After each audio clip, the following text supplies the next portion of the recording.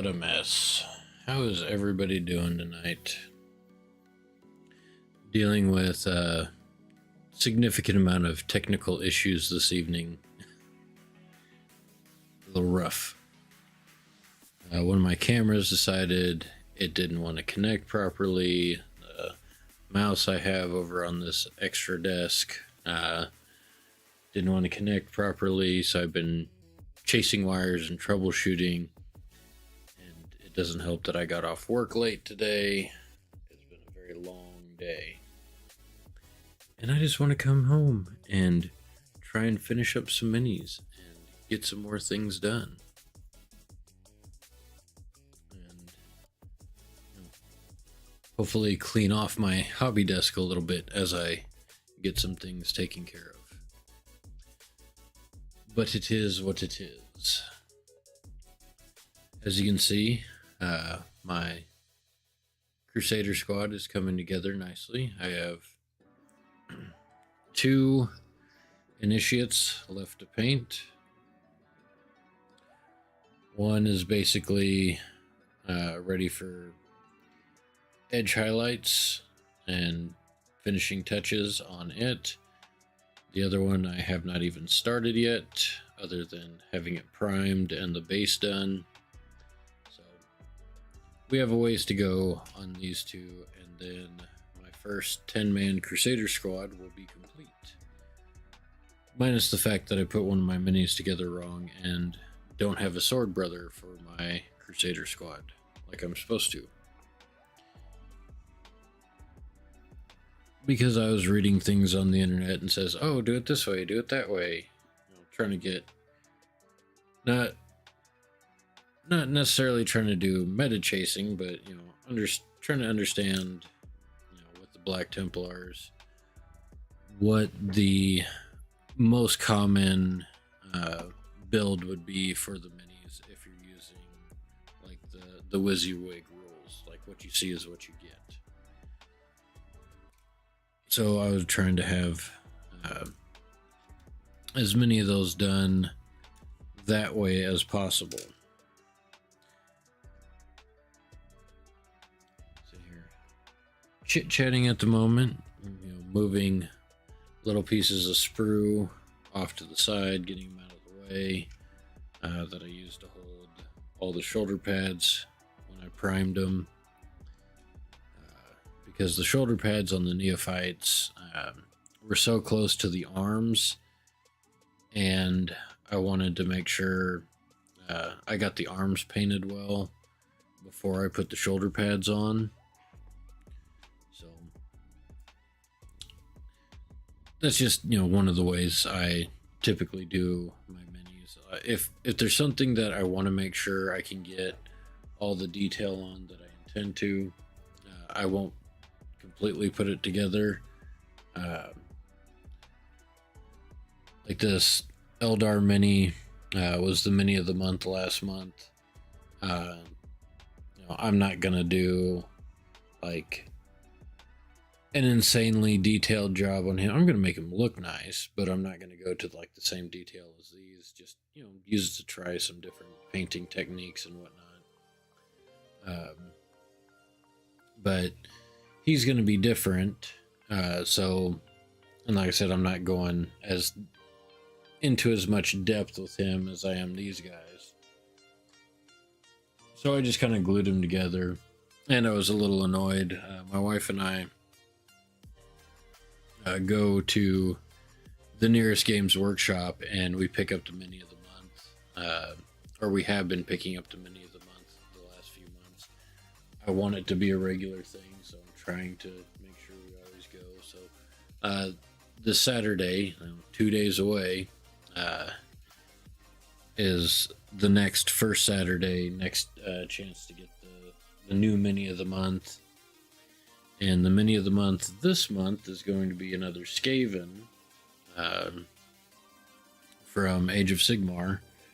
We got one a couple months ago, a different Skaven model that he is in a box over on the shelf behind me somewhere, because I'm not ready to necessarily work on him yet, and really trying to decide what I want to do next.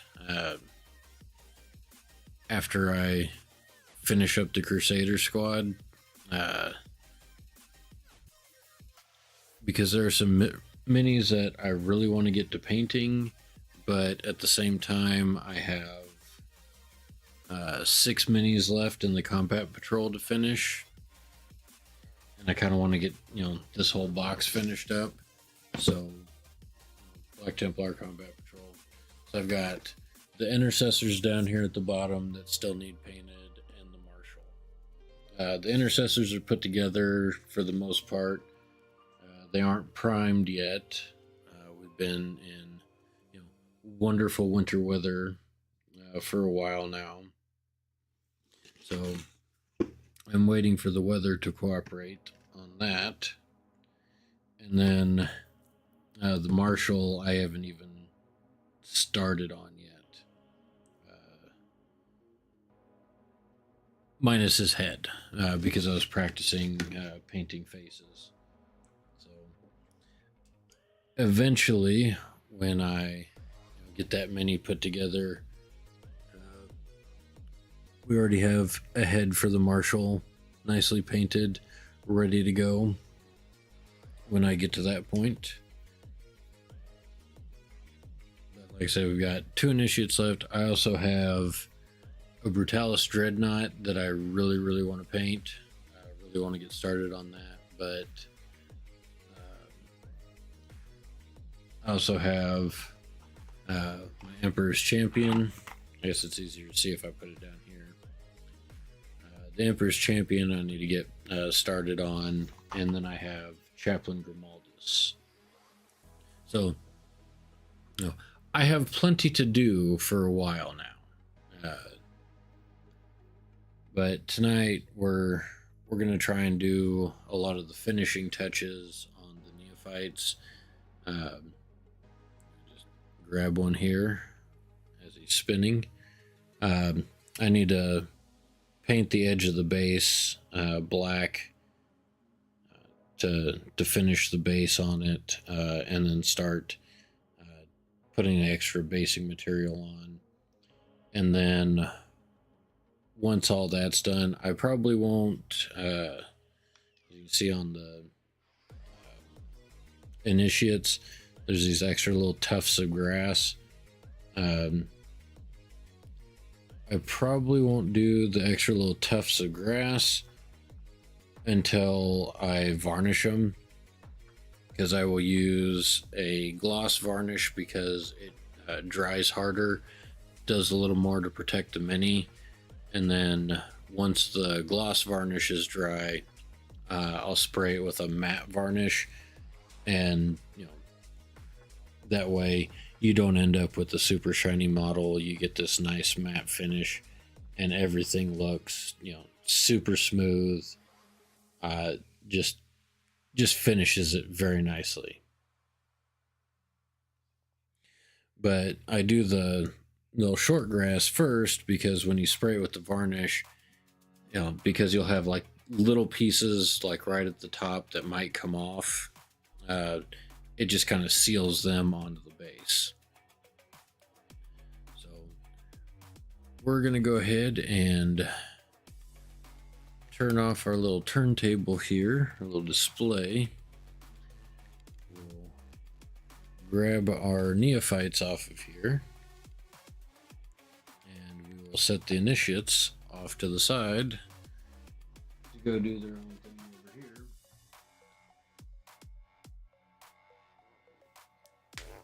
here. While we work on finishing the bases. And I've thought about coming in and doing a little more detail, but on these guys, I did a little bit of dry brushing on the crosses on the shoulder pads to bring out a little extra detail, but I think they look fine. I don't think I need to do anything else to them. And arms length sitting on the tabletop, these guys look great. I'm very happy with how they turned out. If you watched last time, Of course, we tried painting a power sword. I think I'm going to change a couple of things on the next one I do. Look at my brushes. I was watching another streamer on Twitch the other night, and he does like work in progress. Like he did like share your work in progress Wednesdays, so you share your what you're working on his Discord. And so I'll submit everything once in a while to get some feedback from another streamer and painter to see if there's anything like he recommends that I do. I mean, I know they're my minis. As long as I'm happy with them, that's all I really care about. But hearing someone else say, "Oh yeah, that looks really good," is a nice thing to hear. And along with it being someone else from the mini painting community, it's just a nice thing. But he recommended possibly finding a smaller tipped brush, which I don't know if I have. I might have to go get another one for doing the white. And that was the first power sword I did, so I also acknowledge that there's a few other issues with it. Like I got my Baharoth blue, I thinned it out too much because I was trying to do the Baharoth blue, and you can sort of see it along the edges of the white, but I thinned it out too much, and you could hardly see it when it dried. So I do have this Army Painter Insane Detail brush. I might try that on the next power weapon that I do, which is going to be an axe for my Intercessor Sergeant. But I do have a few extra brushes that I don't normally use. Or I may get another one of these Monument brushes that is actually a sable brush.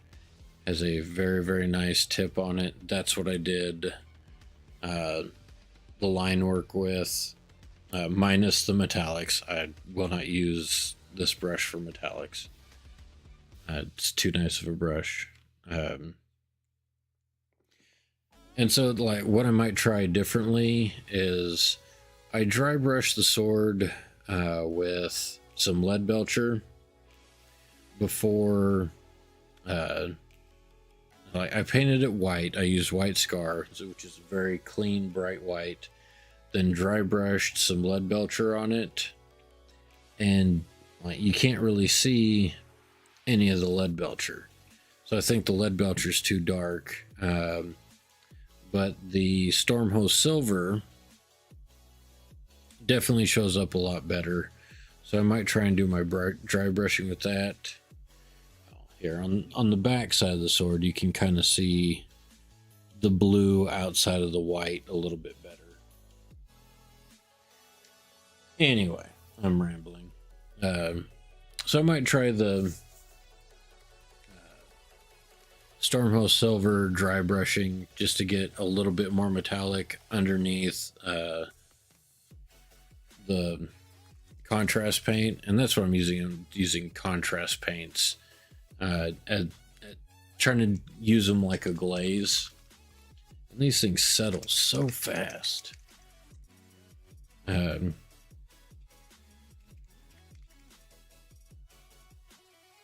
But I did find a little cheat. If you have one of those little muscle guns, like I've seen other people have different ways to shake up their paints. Like a lot of people just shake it by hand. And since I got it shook up real good the other night, it's easier tonight. Because the white stuff on the bottom is mixing into the paint better tonight.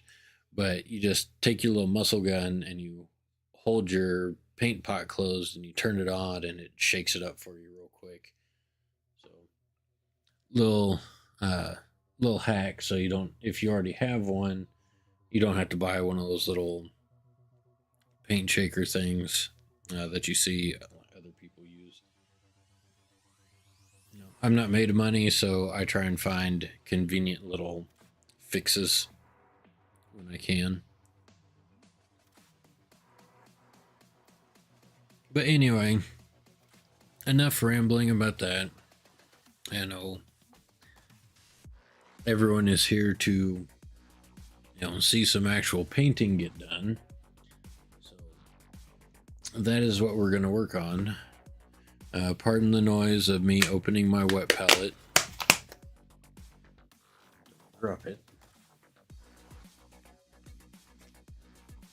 But we're just gonna take some of our Abaddon Black that we used all over these minis, and we're just gonna paint all around the edge of the base on all of the neophytes. Just trying to put those finishing touches on them. Get them looking, nice and prettied up. So we'll scoop some of this out. And a lot of times I'll use a silicone brush to scoop paint out of the pot.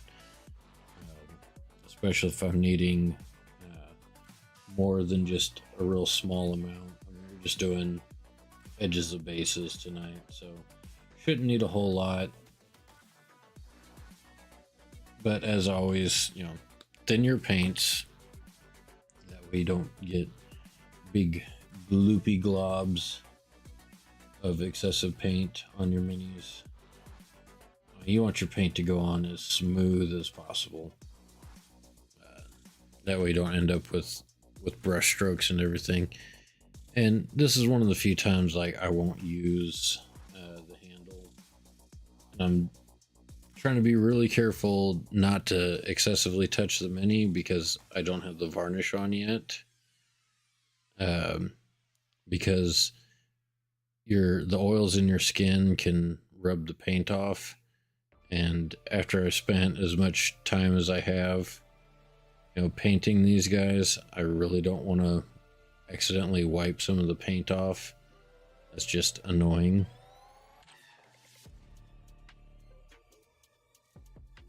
But we're just going to work our way around the base here, and it might take a couple of coats to get it covered real well and get that nice, super clean edge.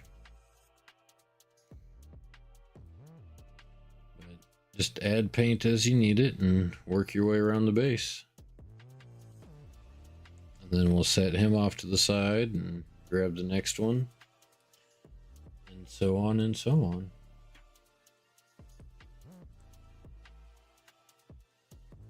I can feel trying to paint a little bit, like I don't have it as thin as I needed it. You can feel the paint kind of drag. You feel the brush dragging across the side of the base. So and just add a little bit more water.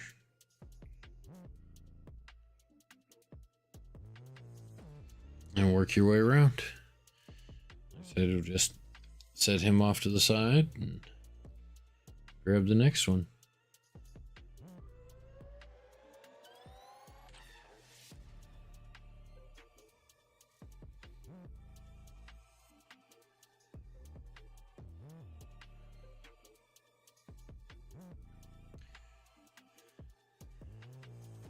Like I said, this is just one of those finishing touches. Like, you don't have to do this.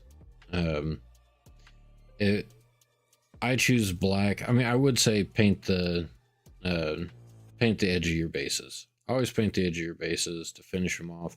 You can either paint them to match whatever terrain that you put on your base, or some solid color, or just a black. I like the look of the black around the base.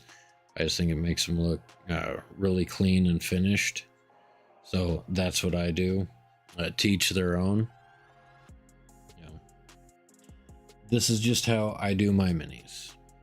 I'm not going to tell anybody that, oh, you have to paint your minis exactly the same way I paint mine. No, they're your minis. Paint them how you want. If you want a bright pink base, go for it. You do you, boo-boo. I mean, especially if it matches the paint job you did on your mini. But this is just what I do.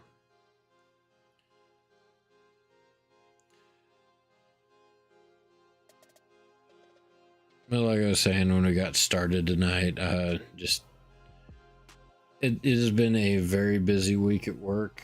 This is the second night this week that I've gotten home super late, which is why I wasn't able to start at 7 p.m.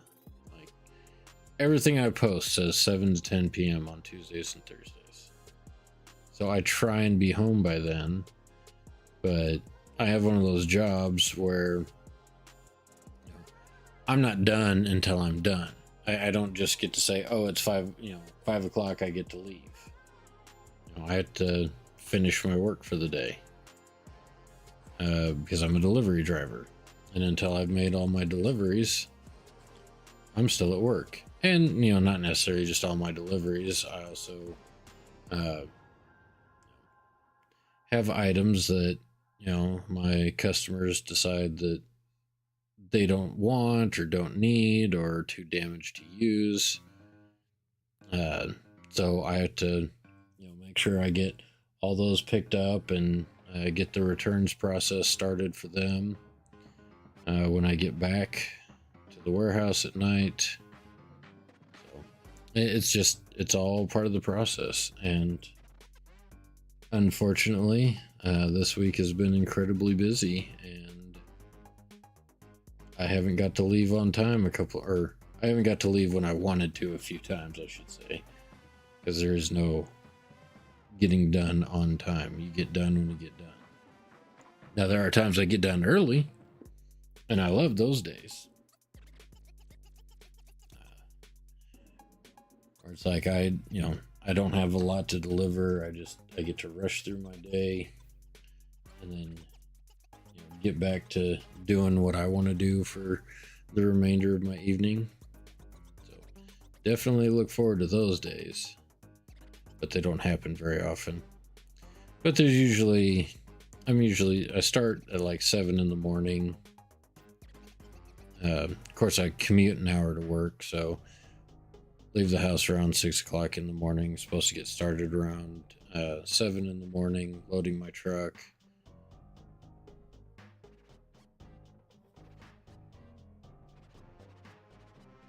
Something on my paintbrush. And on an average day, I get done around 3 p.m. and then get to go home. So, and it's, basically an 8-hour day. But don't always get lucky. But sometimes I do get lucky, and I'll get done by like 1 o'clock in the afternoon and get to head home early, relax a little bit. Can check everything on the computer, make sure I'm, if it's a streaming night, make sure that I'm ready to go live at 7 o'clock instead of, running home, stuffing some food in my face real quick, and then trying to go live only to find out, oh, your camera's not going to work. Oh, your mouse isn't going to work. Oh, this isn't going to work. Just get all the gremlins at the same time, which is always fun. But fortunately, I have a couple of cameras. I'm actually using my video game streaming camera, which is normally on my other monitor. But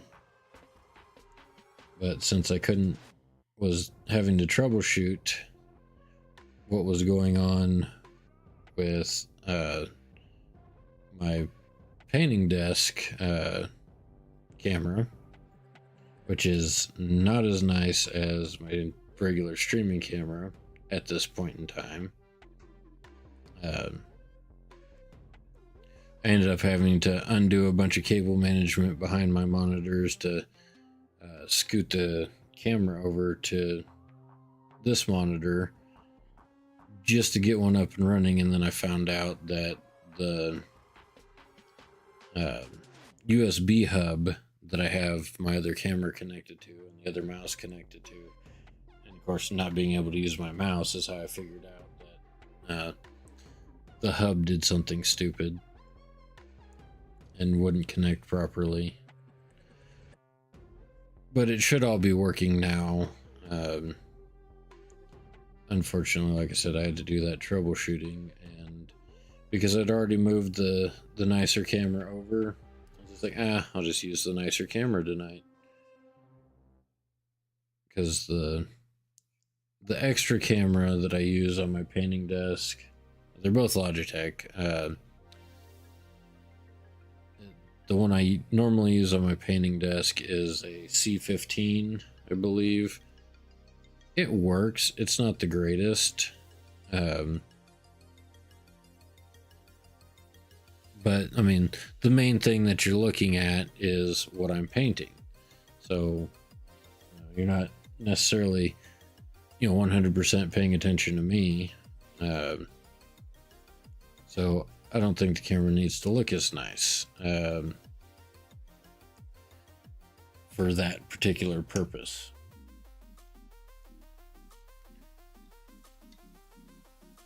But my main streaming camera for playing video games, I do want to be nicer, so it looks nicer on the screen next to, the higher resolution video game that I'm playing. I got paint on my finger that I'm trying to wash off, and hoping I didn't accidentally transfer any onto my minis anywhere, because that would be very upsetting. As much work as I put in these guys, not seeing any, so I think I'm safe in that department. But anyway,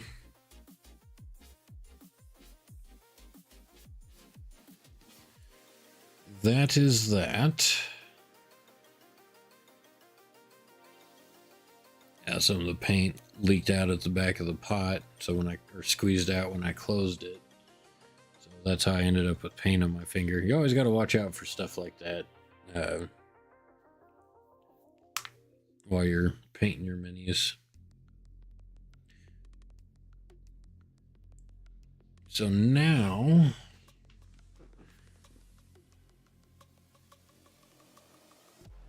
we're just going to work on getting some of the basing material, the little grass stuff on. And the grass stuff that I use is from a diorama kit that I got at Hobby Lobby. I don't even remember when, but that's where it came from. It's a diorama kit for Hobby Lobby. But it has this nice, dark grass color, and then I use like a really crappy water paintbrush and some model glue.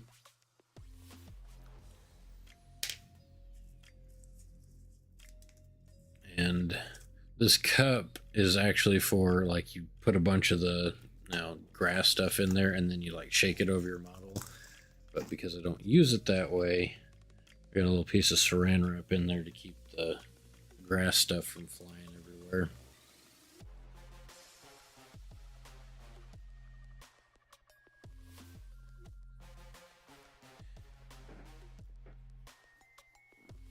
And then on the base, we just pick a couple places where we want to do the grass. And we'll squeeze a little bit of glue out onto the base. I usually do it in a couple of spots. Not a whole lot. And then you'll take your super cruddy little brush. You just kind of smear it around a little bit where you're going to want your grass to go down.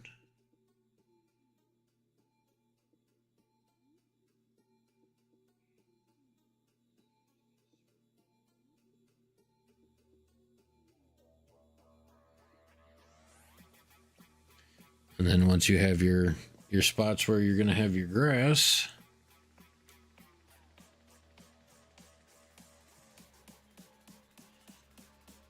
just kind of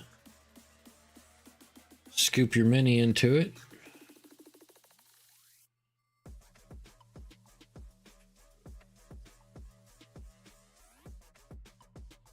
And tap it down a little bit.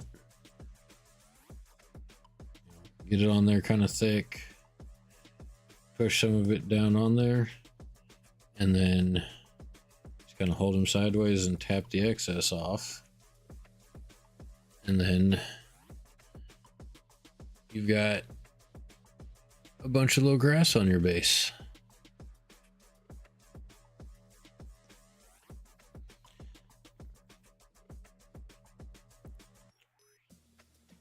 But I am forgetting to do something that I did mean to do as a final touch-up. I don't really need the wet palette at the moment, so I'm going to close that up and set it off to the side. And somewhere I've got some Steel Legion Drab, which is the color that's dry brushed across the top of the ground. And so I'm going to grab my dry brush,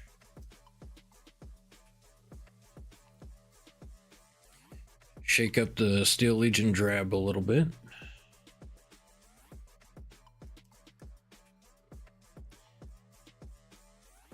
and just like when you're regularly dry brushing, get a little bit of paint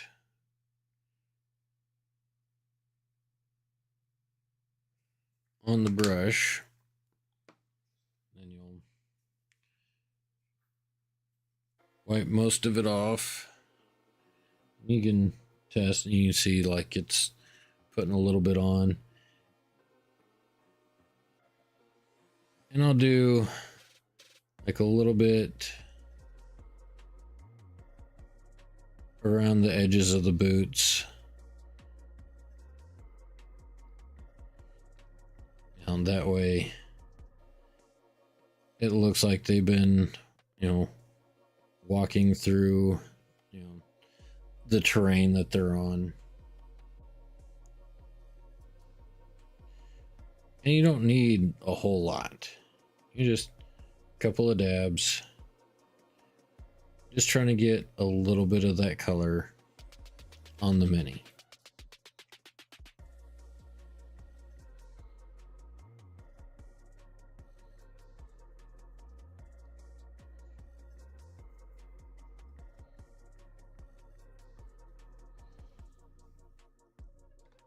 And if you need to grab a little bit more, it doesn't take a whole lot.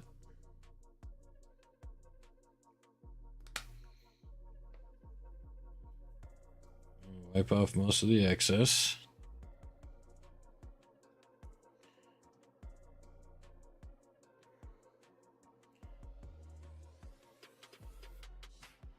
Because you're just putting a little bit on there. That's all you need.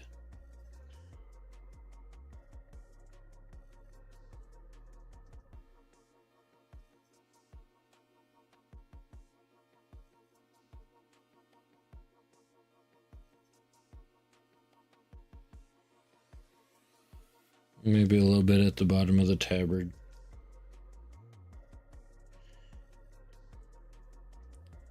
But it helps the mini fit into the base a little bit better.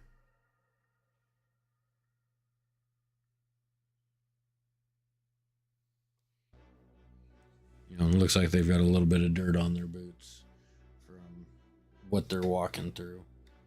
And that's it. You know, just one of those little finishing touches.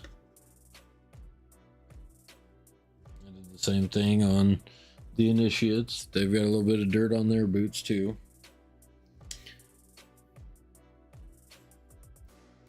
And you just keep, you know, working your way through your minis and getting your basing done on them. So we'll put a couple blobs on the next base, and again with our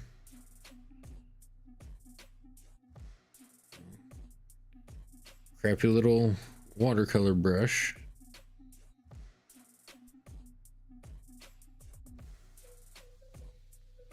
smear that glue around a little bit.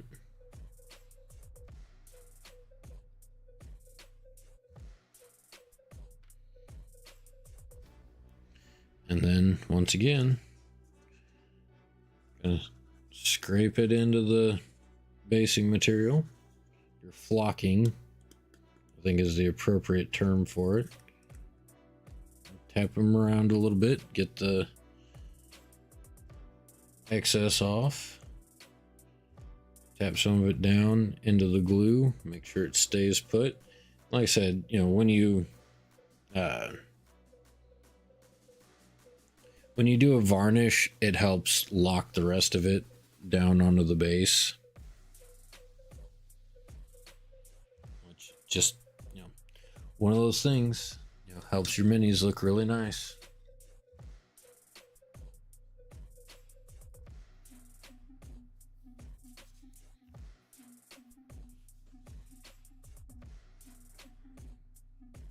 But yeah, I'm definitely ready to be done with this Crusader squad. It's been a lot of fun to paint it,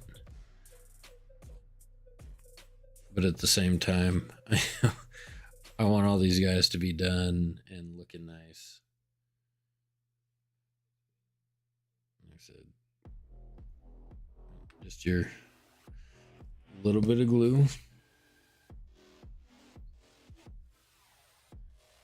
And smear it around so your flocking has something to grab onto.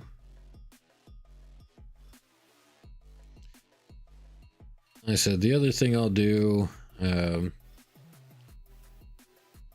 once I get the varnish on these guys is I will put little tufts of grass on there just because I think they look cool.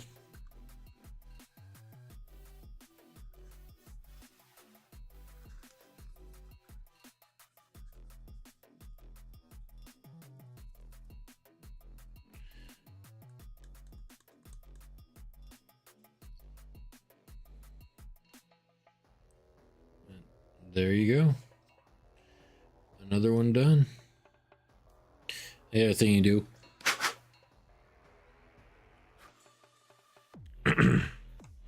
is blow off the excess. Just don't breathe it in like I just did.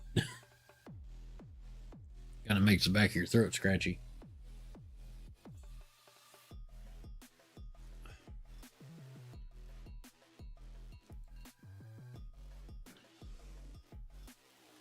But to show you what I'm talking about, I've got these. They're just light brown little tufts of grass. Even says gamer's grass. Local hobby store should have them.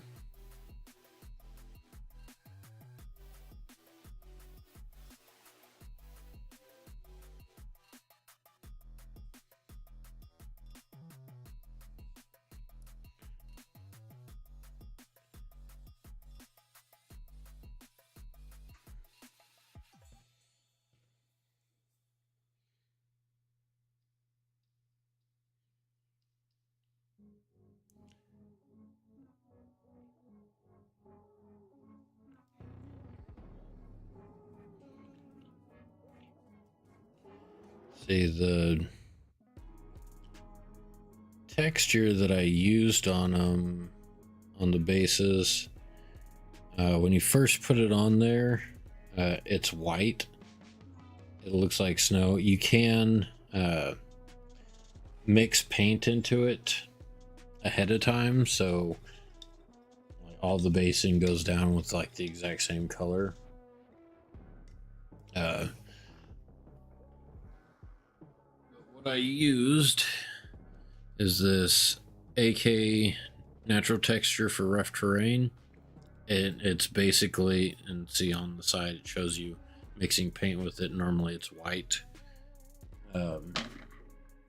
It's basically like glue with sand in it that you smear across your base.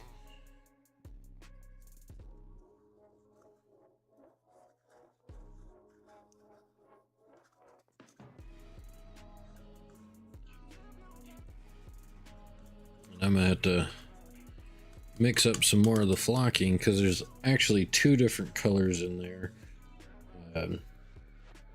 Mostly a dark green with a little bit of a lighter green, and that's from a diorama kit from Hobby Lobby.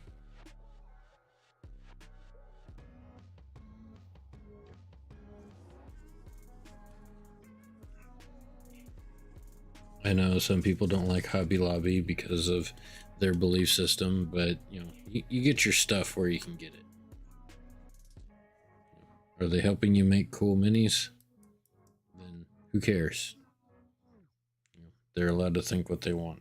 You know, people are allowed to disagree with each other. Something that I think we've forgotten over the past few years, unfortunately.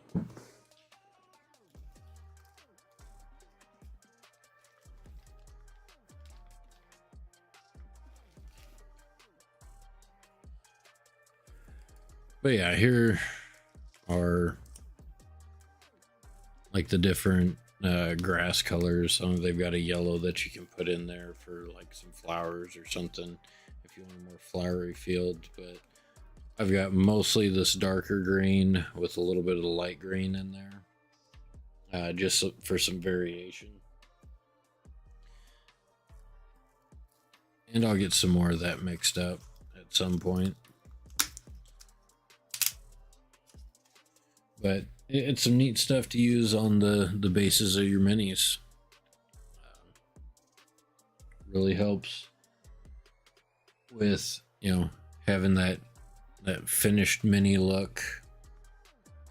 This is one of my favorite ones right here that I've done. Reaching for the sword, but you've got hand out of the way so I'm not casting a huge shadow. But yeah, you just got the little grass material, and then you got the little tufts on there. Makes it look really nice.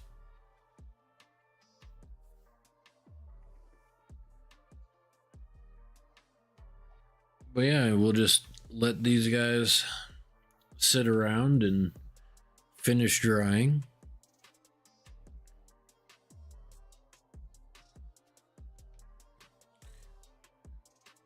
And then the next decent weather day we get,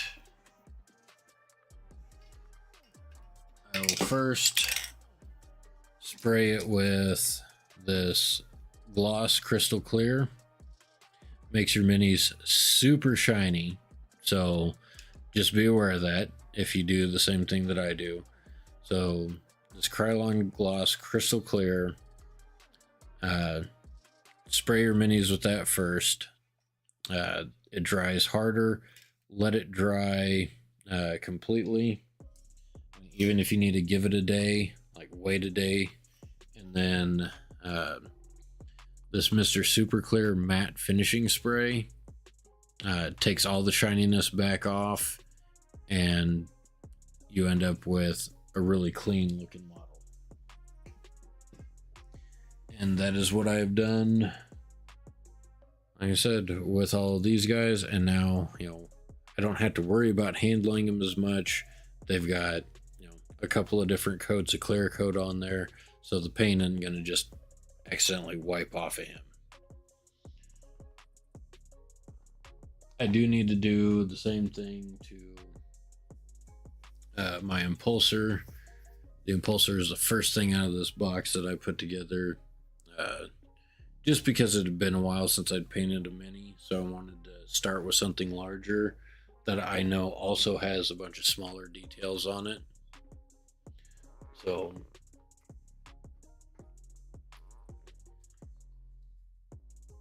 that was this guy, and I'm real happy with how this turned out.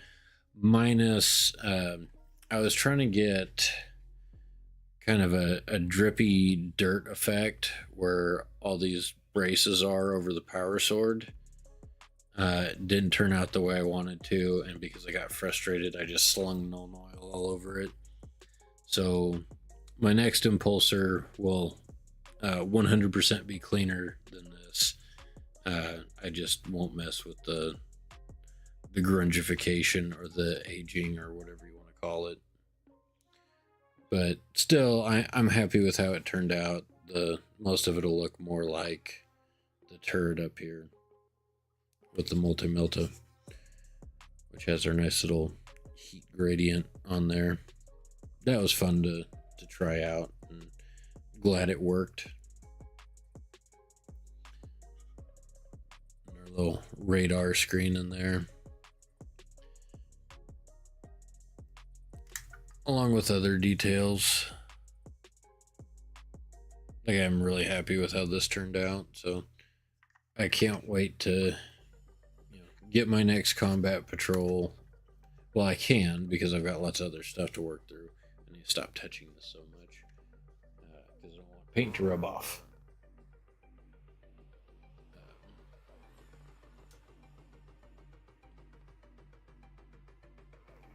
And every time I moved around, because I didn't glue the guns down on the sides, like some people do, because I wanted them to be able to move and whatnot. I like grab it and fold one of those guns in, and I think I broke something on it like every single time I pick it up. Like, no. But it is what it is. We'll definitely get that thing clear coated when we do these 4 guys.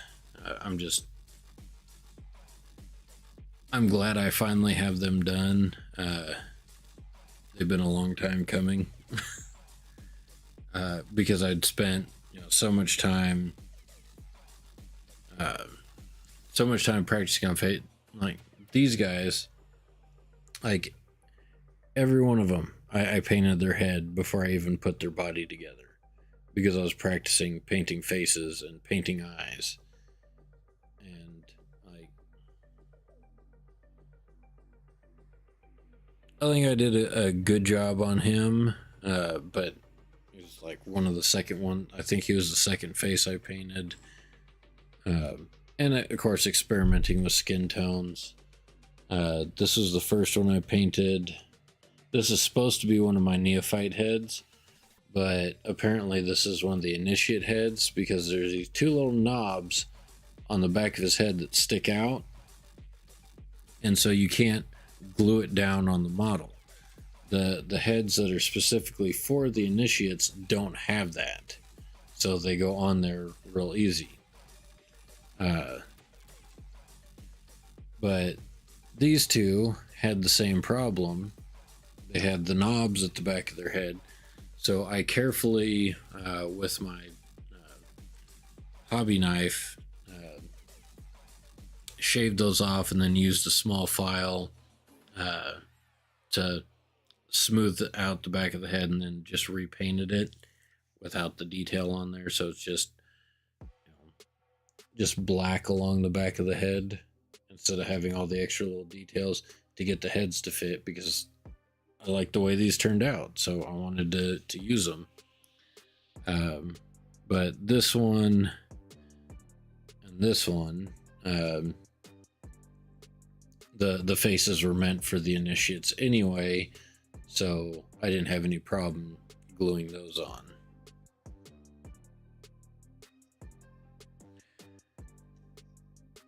But that is those guys. Trying to decide.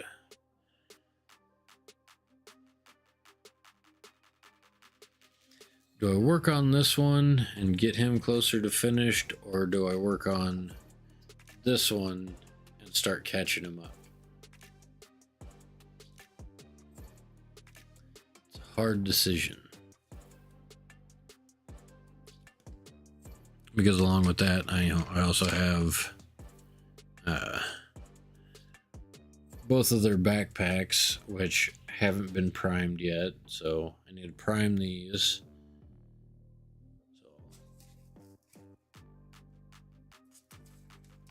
Stick them in my, this is my styrofoam block that I use to hold things on sprues for priming them. I do know what I can do though, because part of my thing tonight is, I'm tired, so I don't want to do a lot of, or attempt to do a lot of intricate painting, which is why I'm considering, just starting, painting the other initiate black, because I'm tired and I don't want to, be trying to do like super fine details and then mess something up when I'm, not in the perfect headspace to do it. The other thing is, you can see my, homemade wet palette here. There's paint all over it. I need to replace the parchment on here. And to do that, I have to cut more out because I've used up all the ones that I had pre-cut. So I think what I'm gonna do is grab a couple of heads for the initiates and get them stuck on sprues so I can get them primed to start painting them. Here's my bag of intercessors that needs primed. So I've got so many different things going on right now. Of course, here's my Marshal, completely still on the sprue. Haven't even started him yet.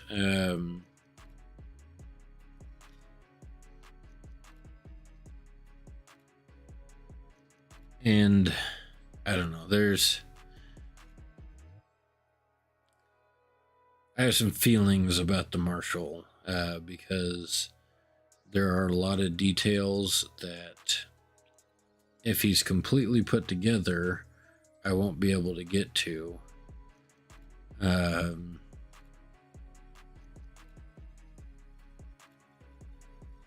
Like the underside of the cape, I won't be able to get to. Like when I do the Marshal, I'll probably have the cape as its own piece, his chest piece as its own piece, paint those separately.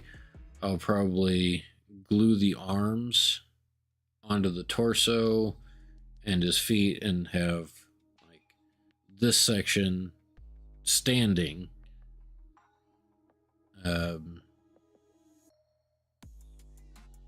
And just have his arms on, and then everything else. I'll get the whole backpack put together, but there's so many tiny pieces on that.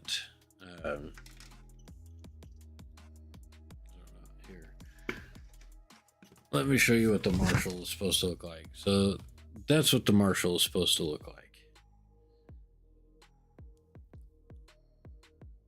So there's, like I won't be able to get to the front of the skeleton's rib cage if it's glued on to the backpack. So I got to wait on that. So I can't glue that together. The thing that holds the skeleton on the back has a bunch of little intricate details on it. So I can't glue those together yet because I won't be able to get to them. So I'll probably glue this, spiky metal part onto the top of the backpack and paint it.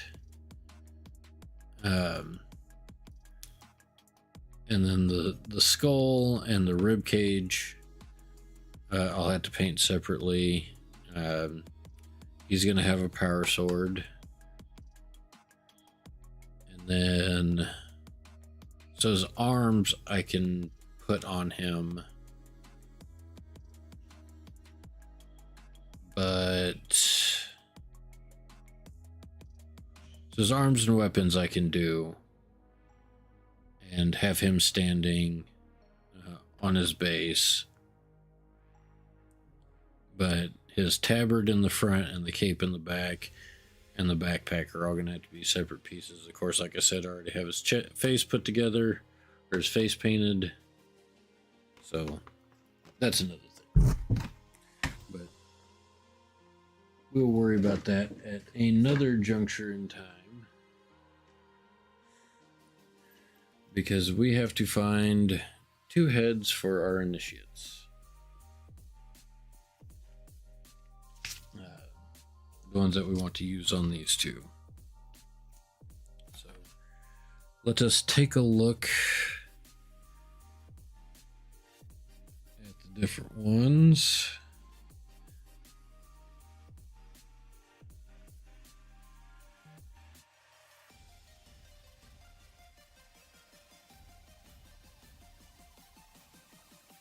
Lots of neophyte heads left on this sprue.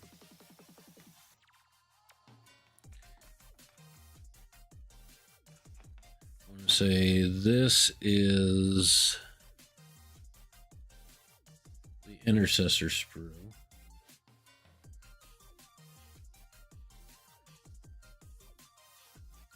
So I have quite a few identical helmets on that one.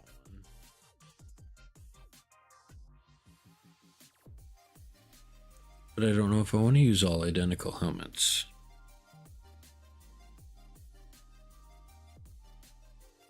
There's a couple with the skulls on them.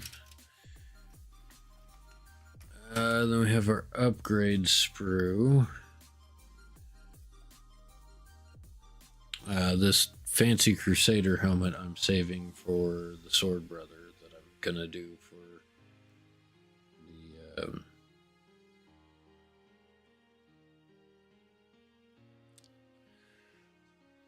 the Crusader squad.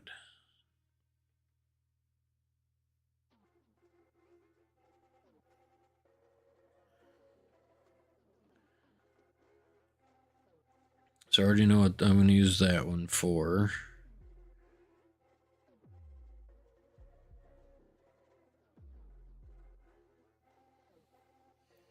And I do want to see if I can put this, there's like a little book on here. I want to see if I can put that on the Intercessor Sergeant when I get to that point.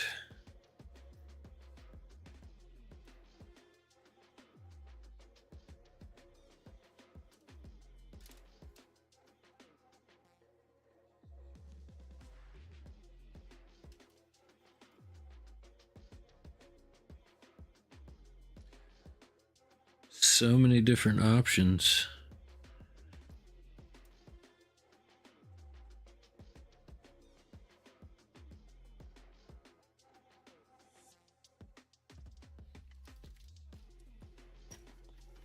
I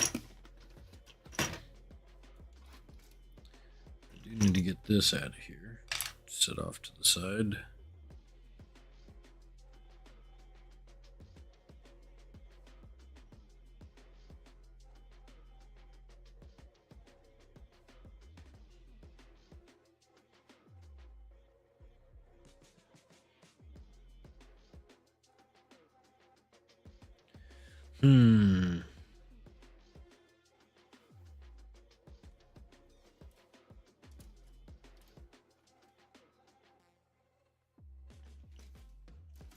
Sometimes it's kind of funny looking back at these sprues and seeing like, okay, what have I used off of this one? What have I used off of that one?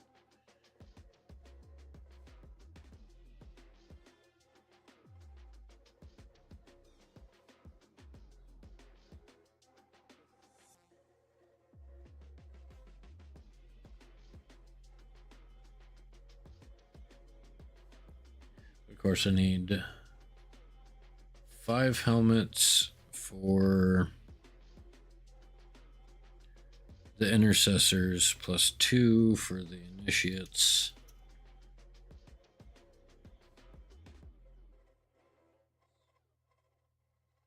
Do I have any helmets left on this one?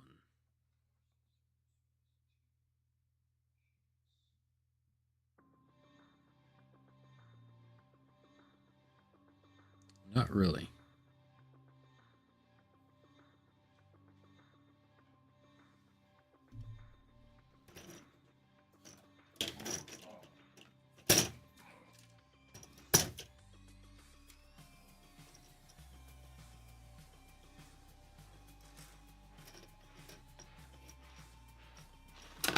And I've got the leftovers from the impulsor.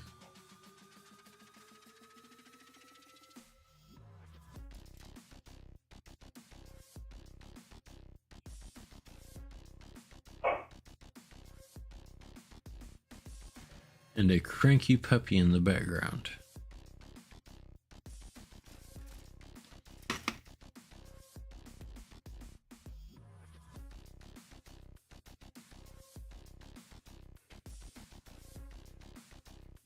Don't like that helmet, so I'm not going to use that one. And this base needs to go with the Marshal. Hi, honey.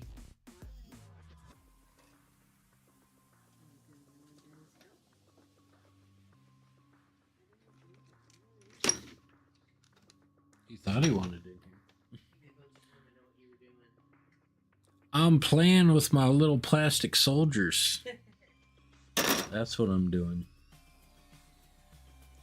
Trying to figure out which helmets to use for these guys.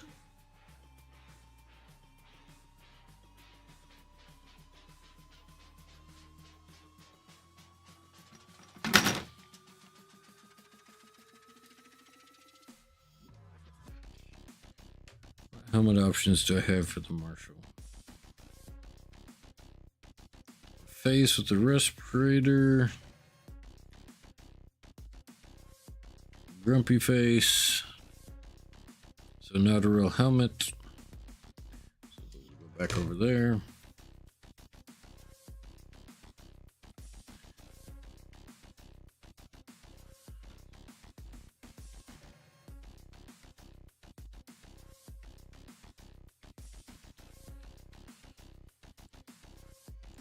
Okay, we're just gonna start snipping some out of here.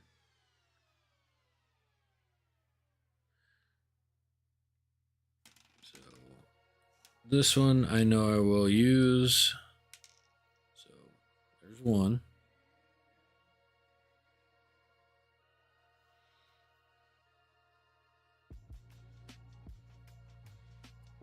And all three of these.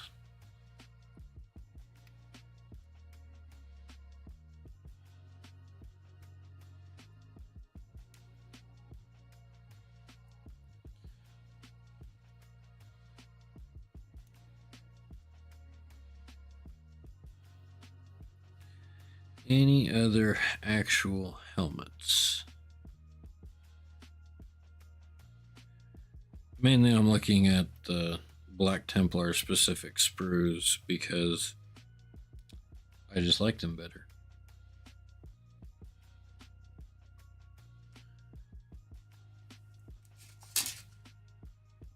No, that one does not have things.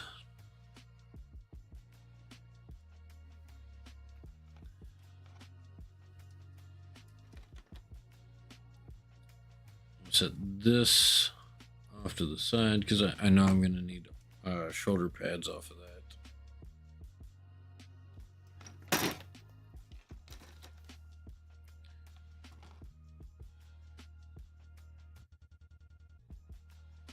That's the intercessor sprue.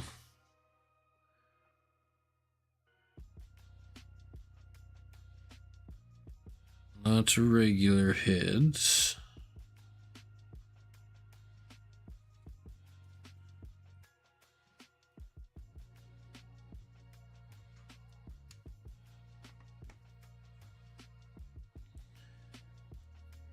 So that's 5.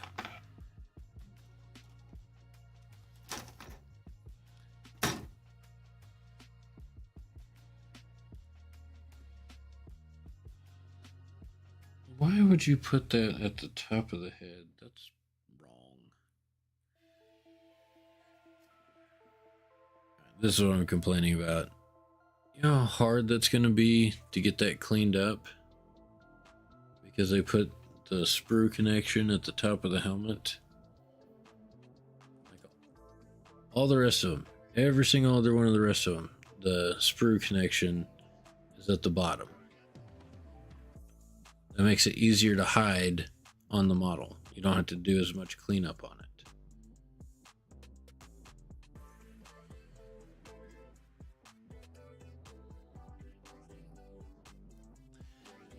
But I need 2 of them, so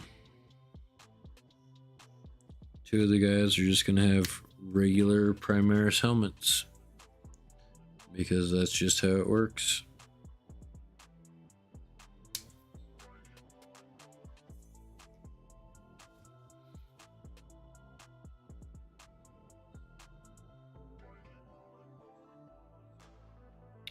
But I'm definitely going to be holding on to these because the next combat patrol, I mean, even though the sprue is going to be in the next combat patrol, definitely going to be using some of those heads on neophytes. Even though I have to shave them back some.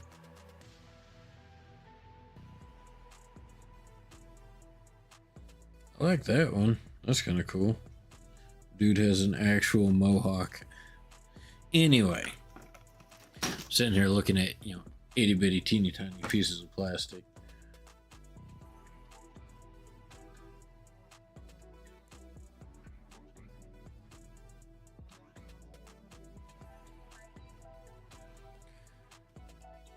And then I'm not cutting out any of the shoulder pads yet.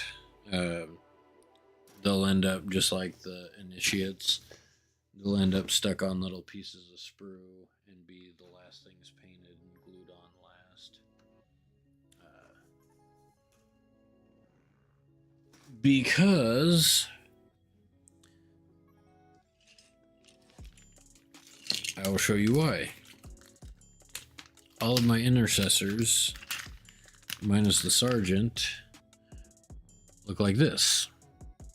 Their arms are detached. Why are their arms detached? Because every single one of them is holding an auto bolter. And if you put the auto bolter onto the mini, you can't paint the chest.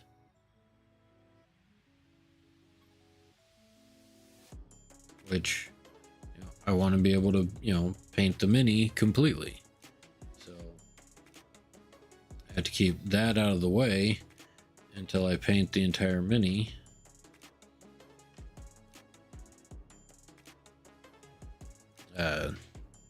Then once the mini's painted, glue the arms on, and then once the arms are glued on, glue the shoulder pads on.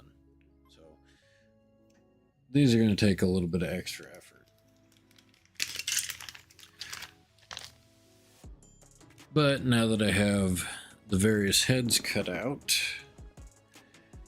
we're going to glue them on little pieces of sprue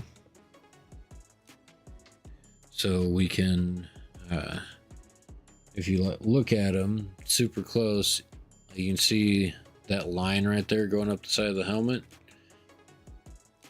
You have to shave that line off, because when you try and paint over mold lines, they look bad.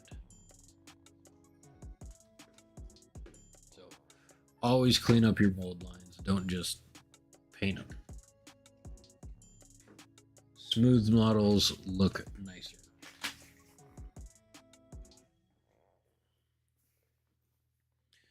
So I have my Tamiya extra thin cement.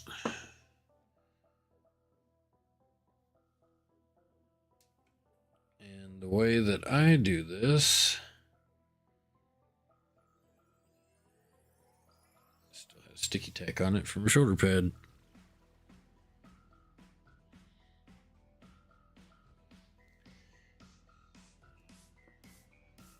So I'll take my little piece of sprue and I'll get a nice little bubble of the plastic cement on there.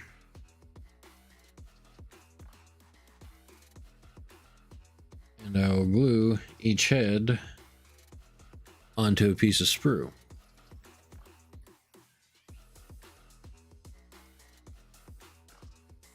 That way I have something to hold on to while I'm cleaning it up and painting it. And we just add a little bit of extra cement on there.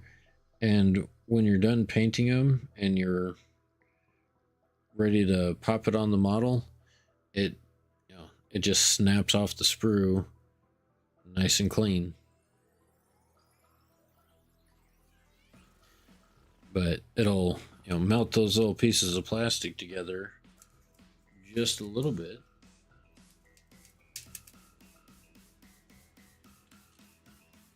And then you have a nice convenient holder to paint your mini.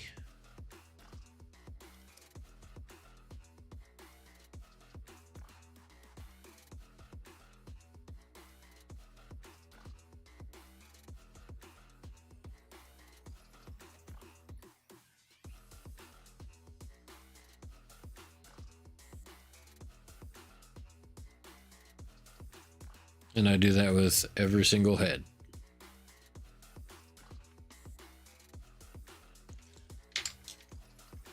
I really need to get a brush holder so I don't just have brushes laying all over my desk. I have a 3D printer. I tried to 3D print one and it just didn't work out. So I need to find a different 3D print file and try a different version of a brush holder.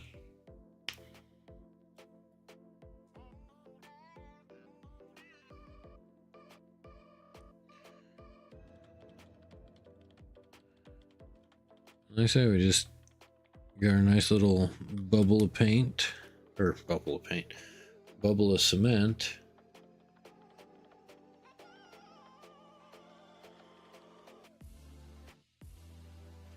And we stick our head to it.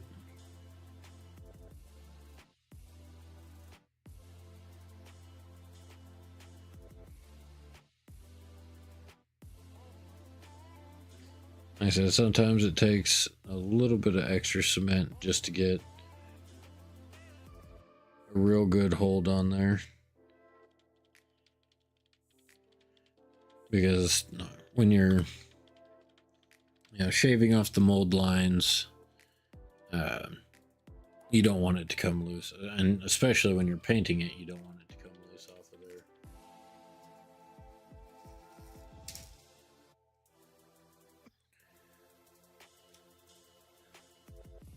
But that's just one of the little tips and tricks that I use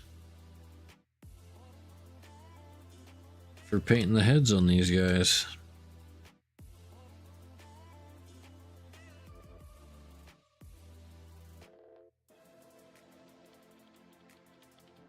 And of course, once you've had a head on the end of one of these sprues, it kind of indents it a little bit because you forced it down in there and it melts the plastic a little bit. So the next one that you do will glue on a little bit easier because it already has that little divot in it.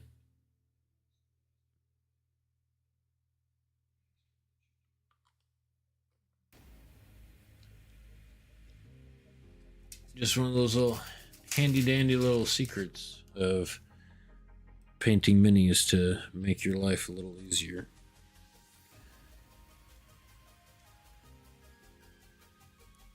And sometimes if you have a big point right there.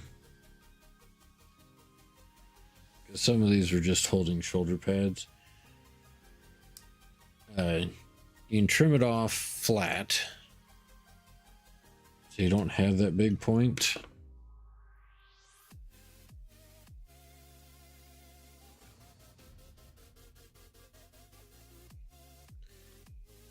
And once again,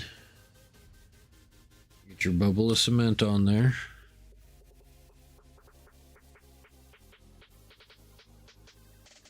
Grab the head that you want to stick on. Hold it on there for a little bit. So the plastic will melt together a little bit. I mean, not enough for it to be a permanent thing, but makes it that much easier to work with it, because these things are tiny. It's just any little thing you can do to help yourself out.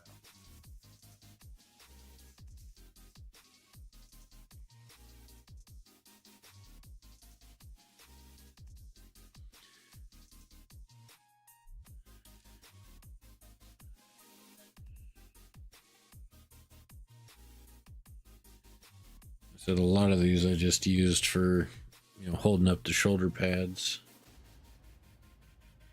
when I was getting them primed for the initiates.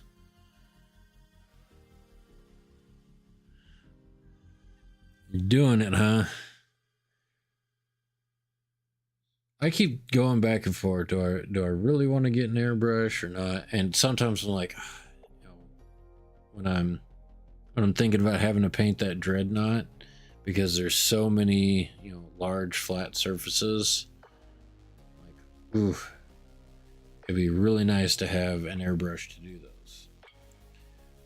Or I might just, cheat and use black primer on that. But at the same time, I know I'm going to have white sections.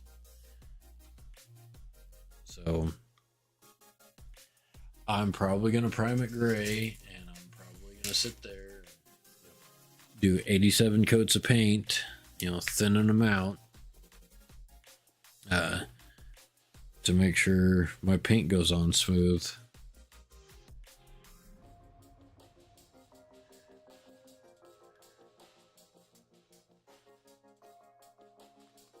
But airbrush is definitely a useful tool to have in your kit. I don't have one. Oh, dang it. Have nights at substitute. Yeah. And, of course, there are some things, like if you're trying to do like glow effects, I see people on TikTok or YouTube all the time, for like little glow effects. Airbrushes do amazing things that you can't necessarily do if you don't have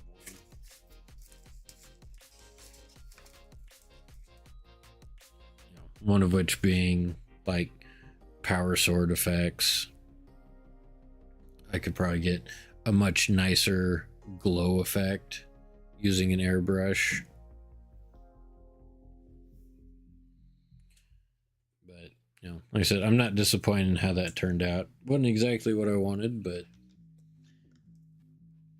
I like it.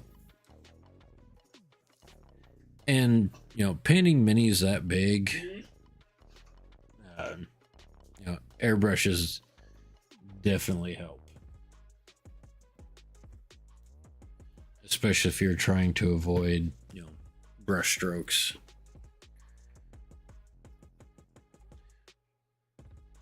But yeah, I've just been working on finishing out the bases of the neophytes and little other things here and there, because I got stuck at work super late and don't want to be trying to do like fine line work when I'm super tired.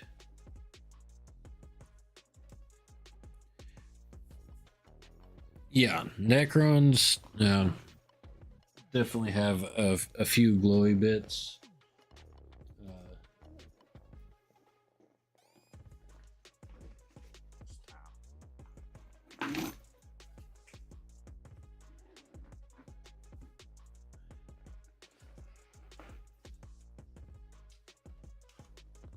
Believe me, I've painted some Necron stuff.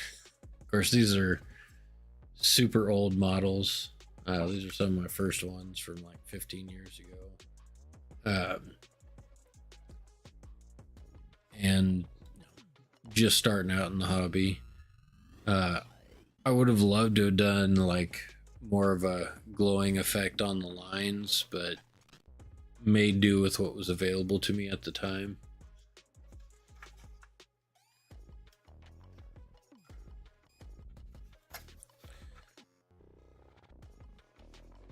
But oh yeah, I know. It's just, I'm trying to get the Templars done, and at the same time they've also released a bunch of new models. I still have one of those original monoliths in a box somewhere that I haven't gotten put together. Yeah, because this mini or this monolith, when I got it all put together. I was, excited about, putting things together. Got it all put together, went to snap these plastic rods in.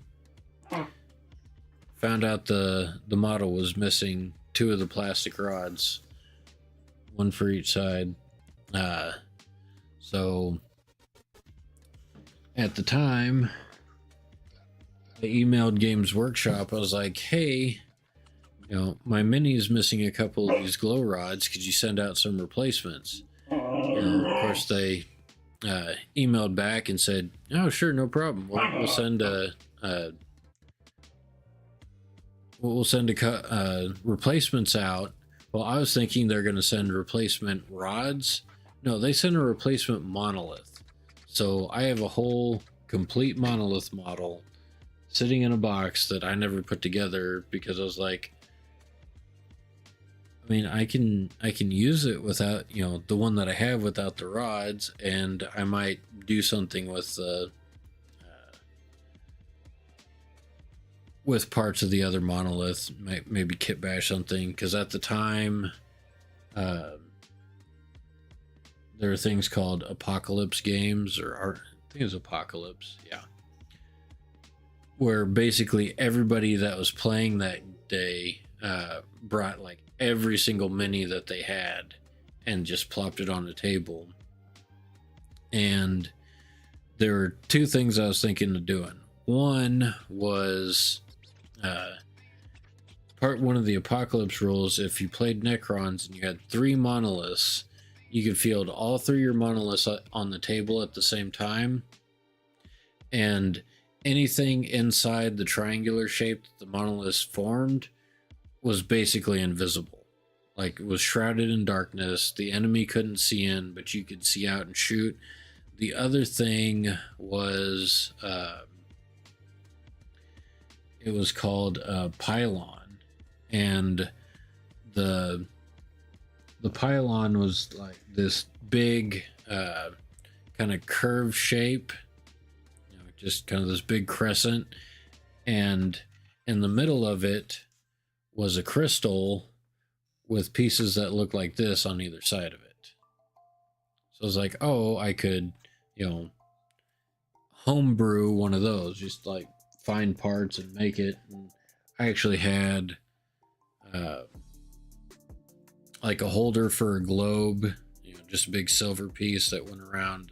Looked like it would have worked just fine, but ended up getting out of the hobby about the same time because life happened and never went back to it, and I don't even know if those rules are still a thing anymore. But that's what happened with that. So I still have, one of the original monolith models just chilling in a box somewhere. I know I still have it, I just don't know where it's at. It's either in my closet or we've got an extra storage room in the house, because between my wife and I, we have way too much stuff.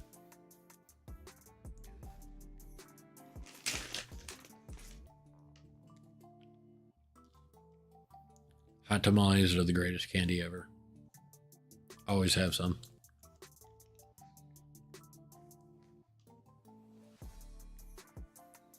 I keep losing my stuff. I move it because I have too much going on at the same time.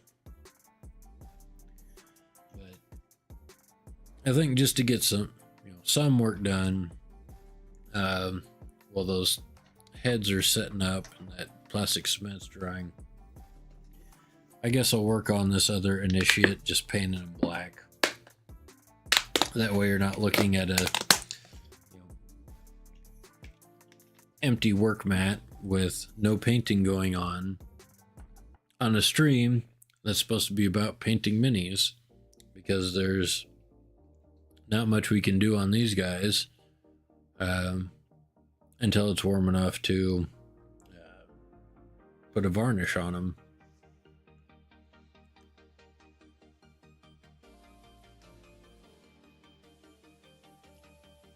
So we'll set them off to the side so we don't accidentally get any other paint on them. And we'll grab our fancy primered gray initiate and we'll get back to work on him as I shake my desk all over the place.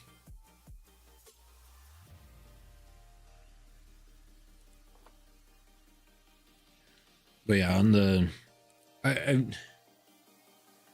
I go back and forth because like right now I'm so focused on collecting the models to get the army painted. It's like, yeah, I'd like an airbrush, but I want to get all my minis and I want to get them painted. And Games Workshop finally got Sword Brothers back in stock, so the money that I could have spent on an airbrush went to buying a unit of Sword Brethren. It's just one of those things you gotta pick and choose where you spend your money. If you don't have just an unlimited source of funds to spend on goofy pieces of plastic that you're gonna spend hours painting.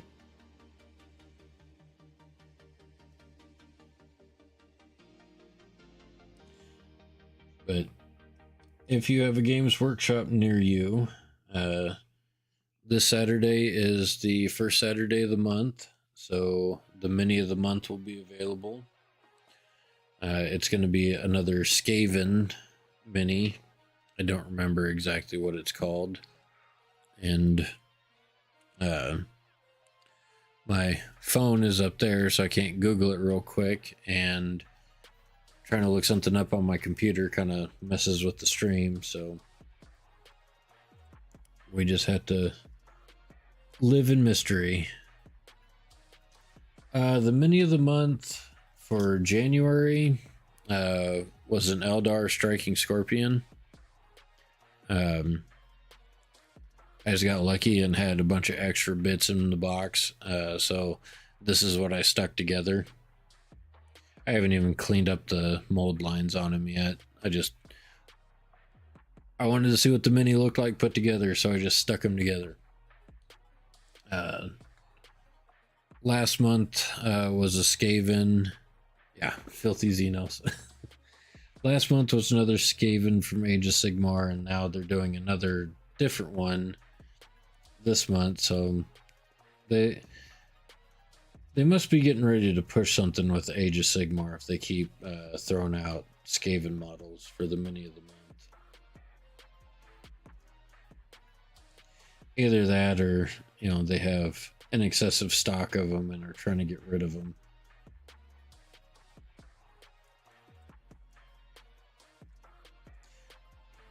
Like there's a website you can go to. You can Google it. It's one of the first things that pops up that tells you what. Yeah, they need more Sisters of Battle stuff. Trying to get my wife to. Yeah. Sisters sound like they're in a very rough spot right now. I was listening to a Auspex Tactics video the other day, what are the top 10 worst armies in 40k right now, and both Sisters and Templars were close to the bottom of the list. The absolute worst was I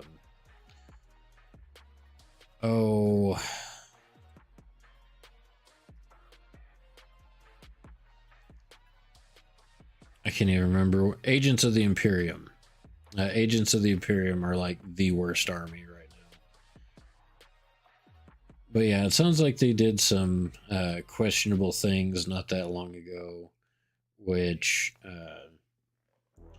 just basically rendered Sisters useless. So nobody really plays them.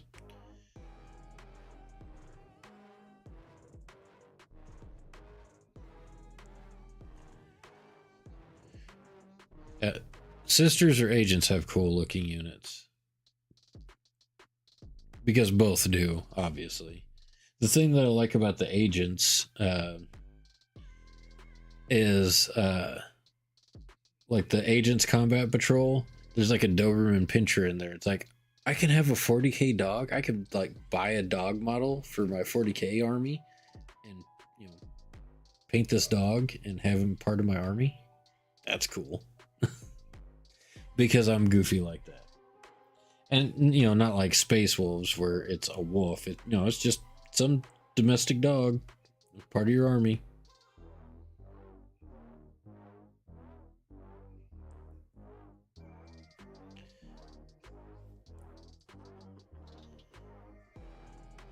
But yeah.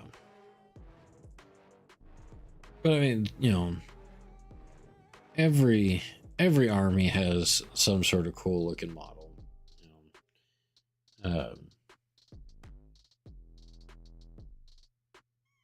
you got like the new Fulgrim model, looks really cool if you're into chaos.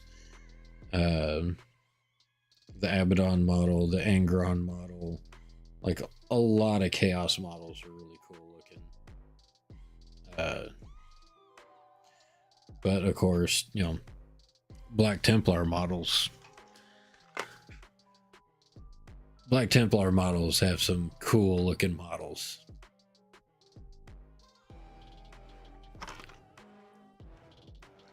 Yeah, I don't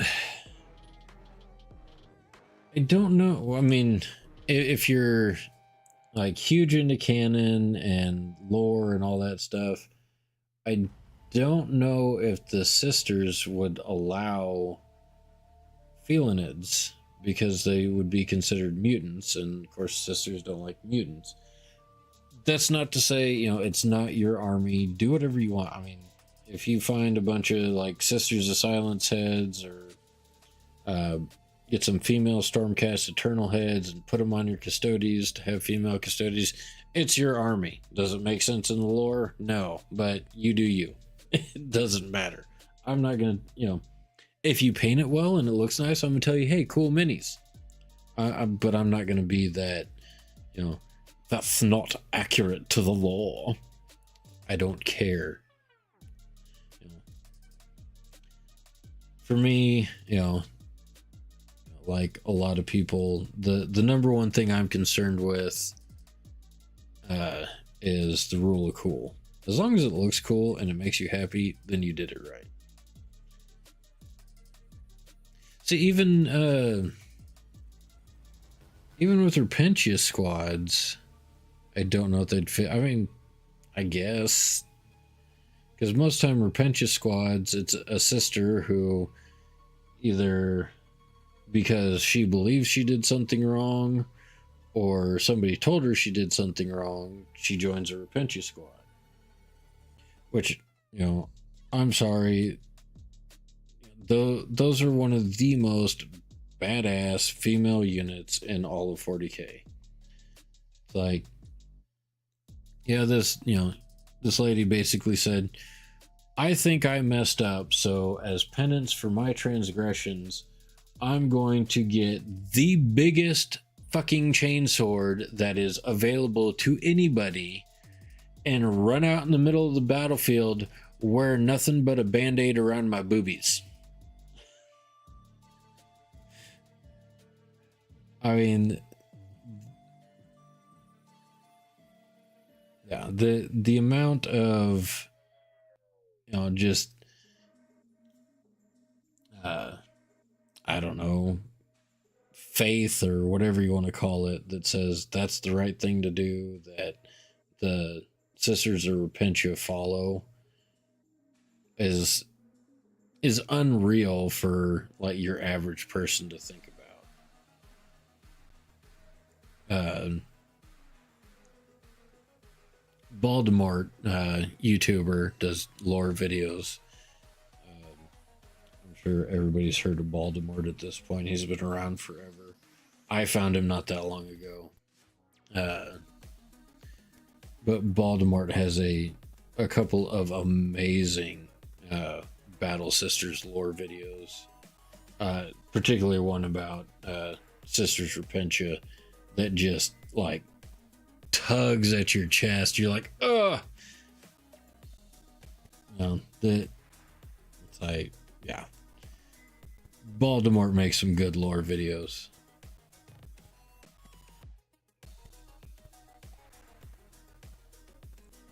And he's got such a perfect voice for narrating 40K. That is a hill I will die on.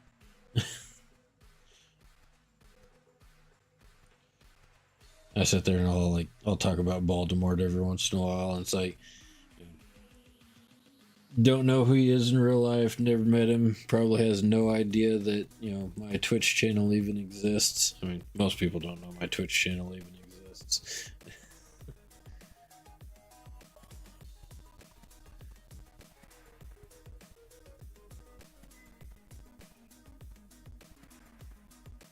Yeah.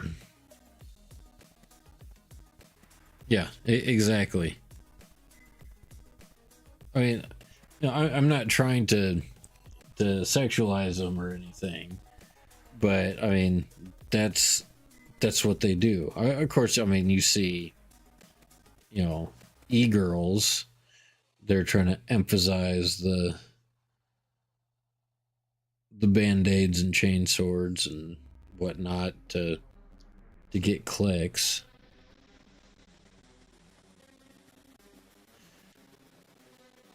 But at the same time, that's one of the jokes about, Sisters players, that they like muscle mommies and feet.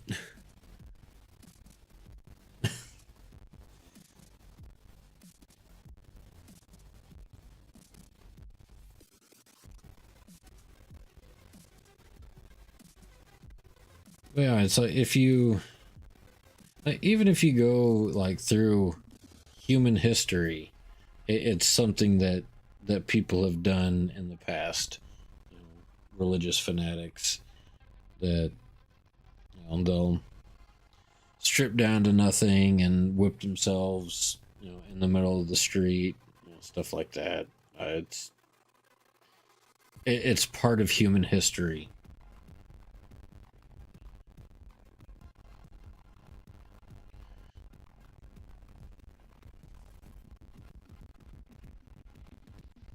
And unfortunately, there are, some people who get really into it and they're like, ooh, half naked nuns with guns. I'm all about that. It's like, come on, dude. Seriously? Grow up. But if you look at it as, what it's intended to be, as a religious fanatic, yeah, now that's what people do. But, if you look at it from the aspect of, okay, this is a genuine religious fanatic, and this is what they believe, and these are the extents they go to follow their beliefs. Agree with it or not, that's their belief.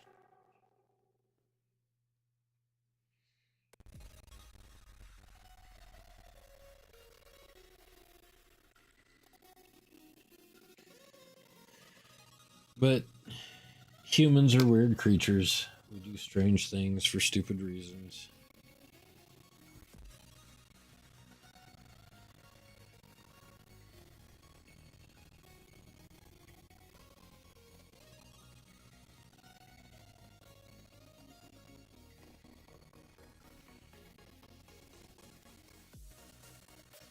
Yeah, I mean, not only show that they actually exist, but have people, authors like Dan Brown, in as I believe is the Angels and Demons novel. One of the characters in it was flagellant. Wore some like chain thing around his leg that severely dug into his leg, caused him pain with every movement that he made. But his pain got him closer to his god, so that is what he did.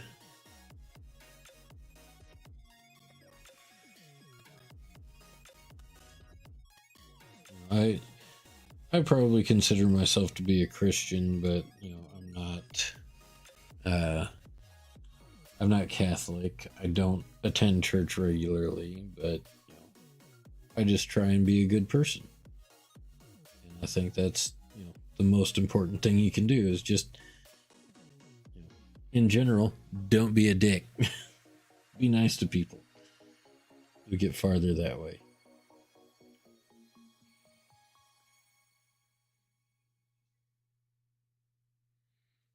Hey, Button, how's it going? Haven't seen you in a while. Of course, I haven't been streaming as much as I'd like to.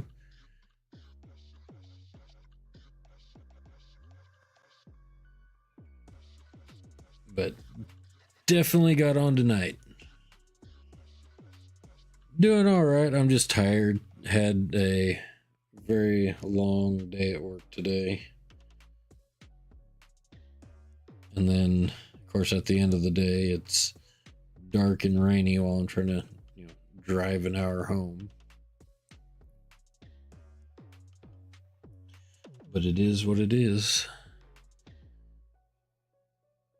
So I got started a little late tonight, unfortunately, but I'm still here. I'm still streaming, still painting minis.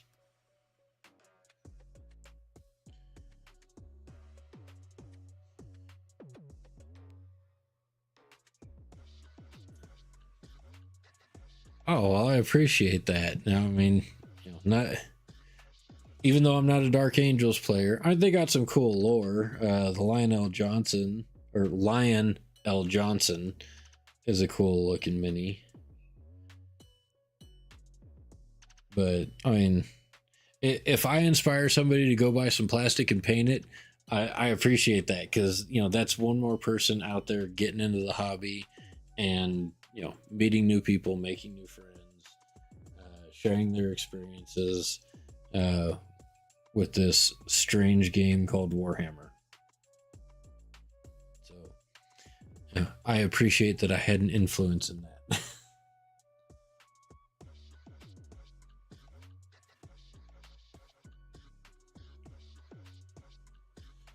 So what all did you pick up?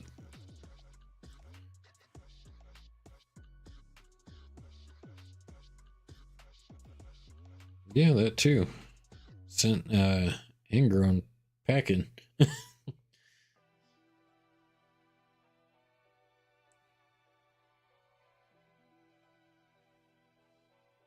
Deathwing Knights.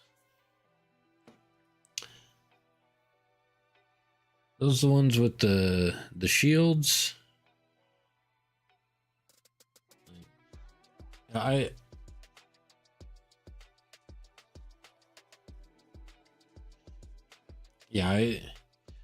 just getting back into the hobby, a few months ago with Space Marine 2. It's like I'm not as familiar with units. If you say Terminator, I know exactly what you're talking about. Intercessors is kind of basic Space Marines, but you get into like, faction specific units. I'm like, which one is that again? Yeah, I keep going back and forth if I want to pick up some Blade Guard veterans because they have cool shields. I'm so disappointed I didn't find out about Games Workshop doing the mini of the month until October of last year, and I'd already missed it for October because there was a month that I think the mini of the month was a Deathwing Knight. And it's like, that is such a cool mini. Like, I want one of those. I want to paint one. And then I went back even farther and found out they gave away a Rhino one time. Dang it. Found out about all this too late. So the minis of the month that I've gotten so far are going to be a couple of Skavens and a Eldar Stinging Scorpion. But I'm going to try and get every single one this year. That's my goal. And then, you know, as I get the Templars finished up, if I ever get the Templars finished, or I'll take breaks from painting them every once in a while and do like the mini of the month from Games Workshop, go ahead and paint it, and just kind of have a collection of those videos at the end of the year posted on TikTok or YouTube or wherever I end up posting it, which is probably going to be everywhere.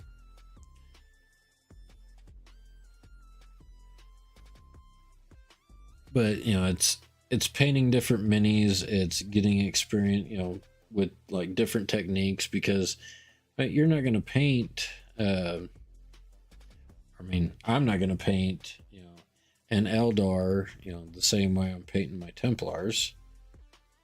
They've got different themes, different colors. Like on this guy, there's this jewel there in the middle of his chest. He's probably got one in the middle of his forehead. You know, you're not going to paint the chainsword the same way you'd paint an Astartes chainsword. So just, you know, gets you like out of your comfort zone with what you're used to painting, and makes you paint something else. Especially when it comes to like the Age of Sigmar minis. It's like, you know, I'm not going to ever paint a rat for a 40k mini, but I am for the mini of the month, because that's what Skavens are, is giant rat people.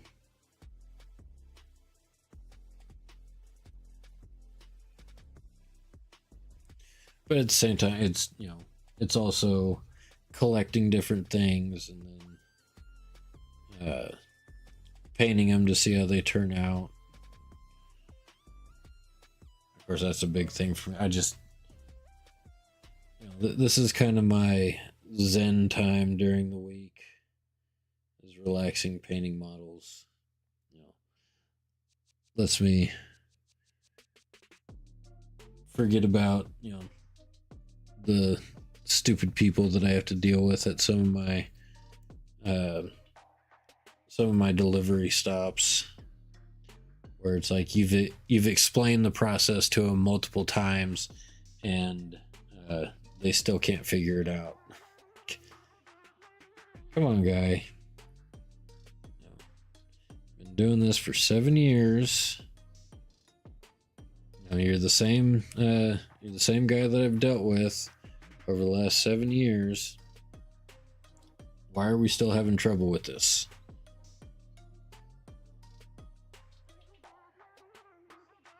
I know during, you know, the plague of Nurgle, you know, some of our policies changed, but nothing that drastic.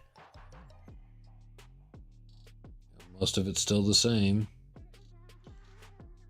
And I guess the biggest change was, you know, I understand you don't want that item that was delivered to you, but now you have to go through the process to make sure that a return has been started appropriately.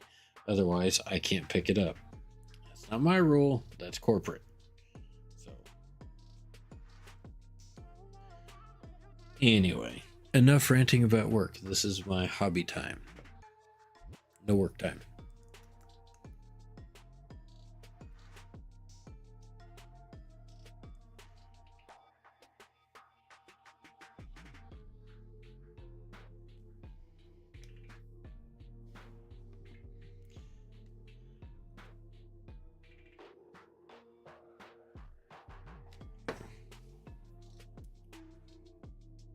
But yeah, this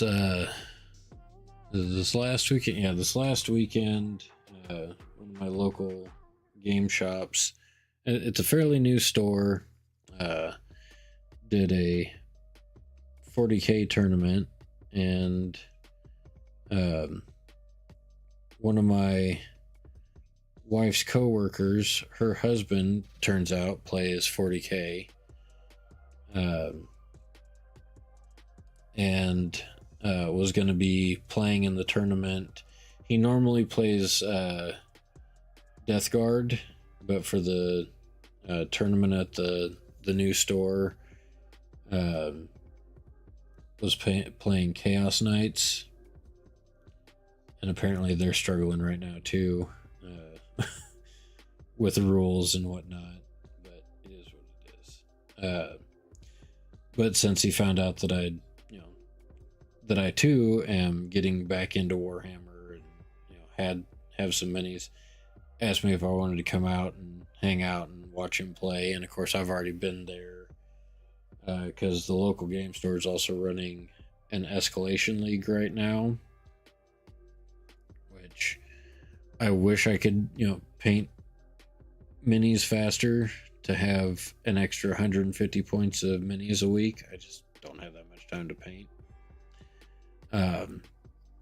So while the tournament was going on, I was there kind of hanging out with, I guess I could call him my friend now, since our wives are friends, and we're probably going to be hanging out playing with Plastic Soldiers some. So while he was playing, I started working on another mini. Got him to here on a stream not that long ago, but started on him.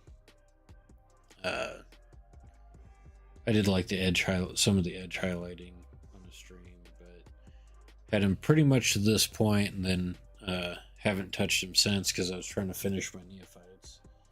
And so I'm trying to get this guy caught up to him, because these are the last two minis I need for my Crusader squad, and then it will be done.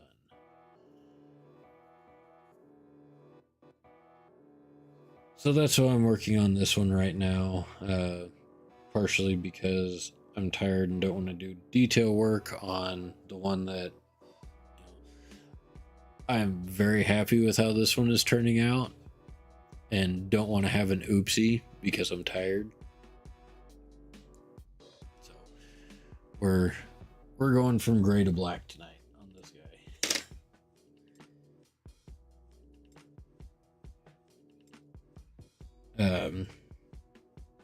Anyway, because I was sitting there painting that guy, and the owner of the game store, because I'm also participating in the Escalation League with my old Necron minis, and he's seen some of my old Necron minis and likes the way they're painted.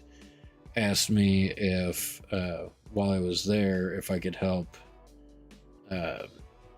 judge the best painted mini competition for the day, which really surprised me. It's like, I'm just some random dude that paints little plastic soldiers, talking into a camera in my basement. I do my best on my minis. Do I think they're the best in the world? No. But the guy who owns the game shop said that I'm like one of the best painters he's seen, and I'm just like, I disagree. I think I'm an adequate painter. But that was neat, being asked to help judge a mini painting contest. and there was a guy there playing orcs. I think it's called a Morkanaut. Had an incredibly painted Morkanaut. Tons of freehand work done on it. And it wasn't just because, it was the size of the mini. It was how he painted it, how he got all his details done. So that was the first place. And the other one was a Zinch demon of some kind, bird-looking thing. Not the big bird. It was like some smaller model. I don't know what it's called, and I haven't been able to find a picture of it. And I haven't messaged the owner to ask if he took pictures of the best painted mini contest. But there was not a drop of paint out of place on this mini. So it was hard to decide between, this big, extremely well painted Morkanaut model and this Zinch demon that was a much smaller model, had a lot of detail on it, and was painted perfectly. So I went back and forth with the other judge on which way he wanted to go on that. We ended up agreeing that the Morkanaut got overall, the Zinch demon thing, I think it's Demon Prince, maybe. I don't know. I've never seen the model before, and when I was telling my wife about it, couldn't find what I was looking for online to show a picture. But the guy who painted it did an incredible job. And then we had, a couple of really nice models. There was one of the Drukari little boat-looking transports. Like I said, I'm so far out of sorts on what things are called from other units. But had a really neat distress metal effect on it.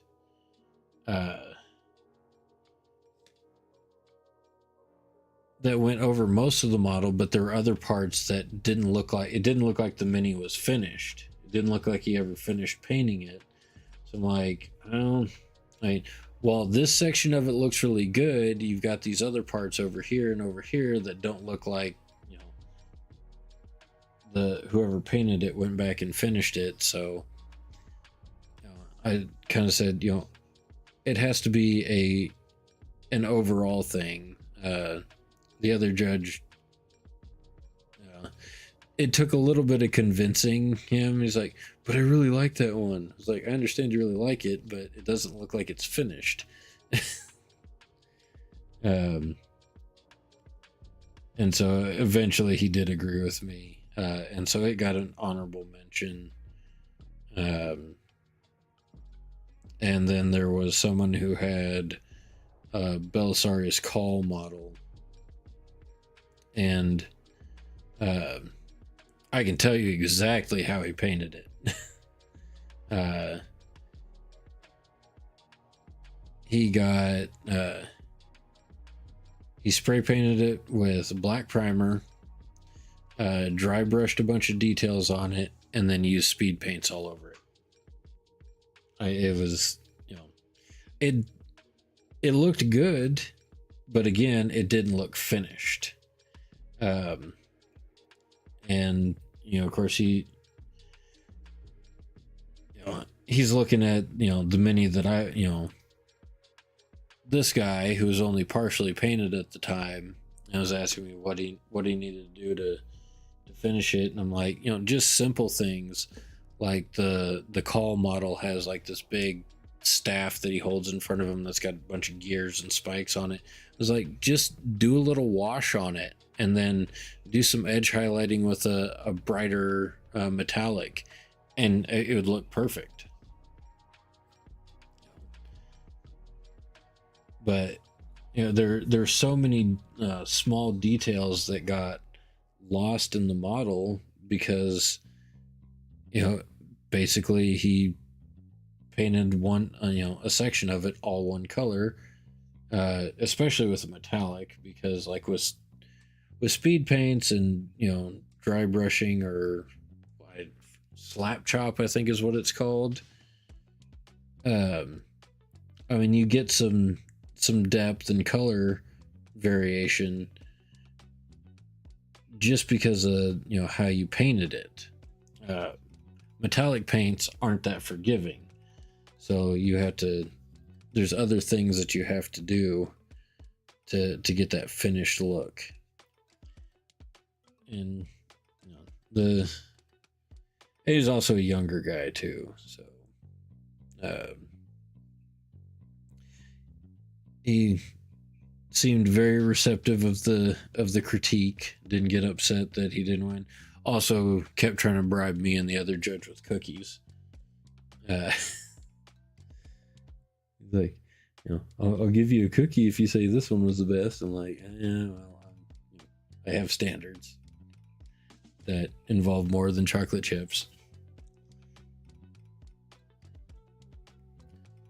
But yeah, it was just all you got to do is a couple little things, and hopefully, when I see him again, maybe he's done it and he's finished his model. And next time he enters it, he'll be a little bit closer to that top spot. But it's also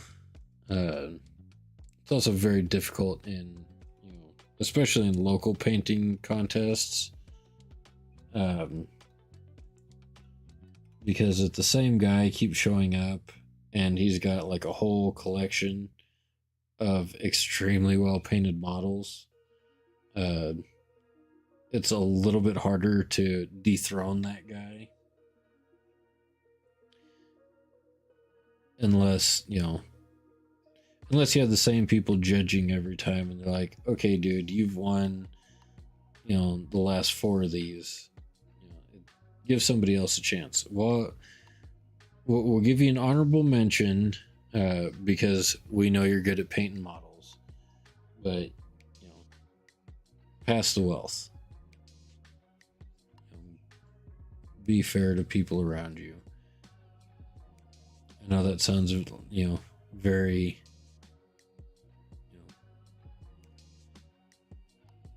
I don't know, equity based, or I don't know. Most of the time something I don't generally agree with. I think you should be recognized for the work that you do, but you don't always I guess you don't always have to be the center of attention, in my opinion. I guess that's the best way for me to put it.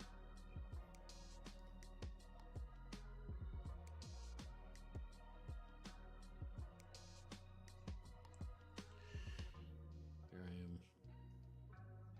am rambling, borderline getting political, and I don't want to talk politics in my on my Twitch page, or my Twitch channel. It's like, no politics, please.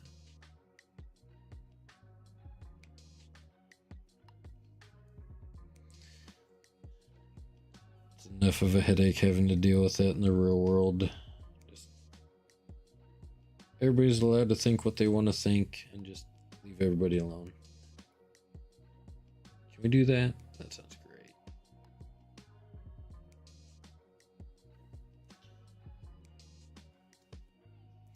Anyway.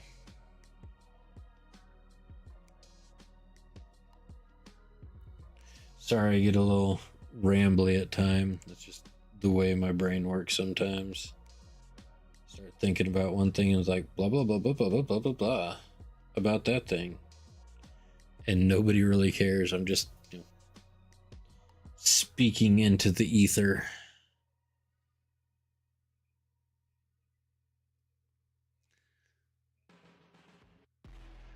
It is. It's so frustrating. Like, no. I play.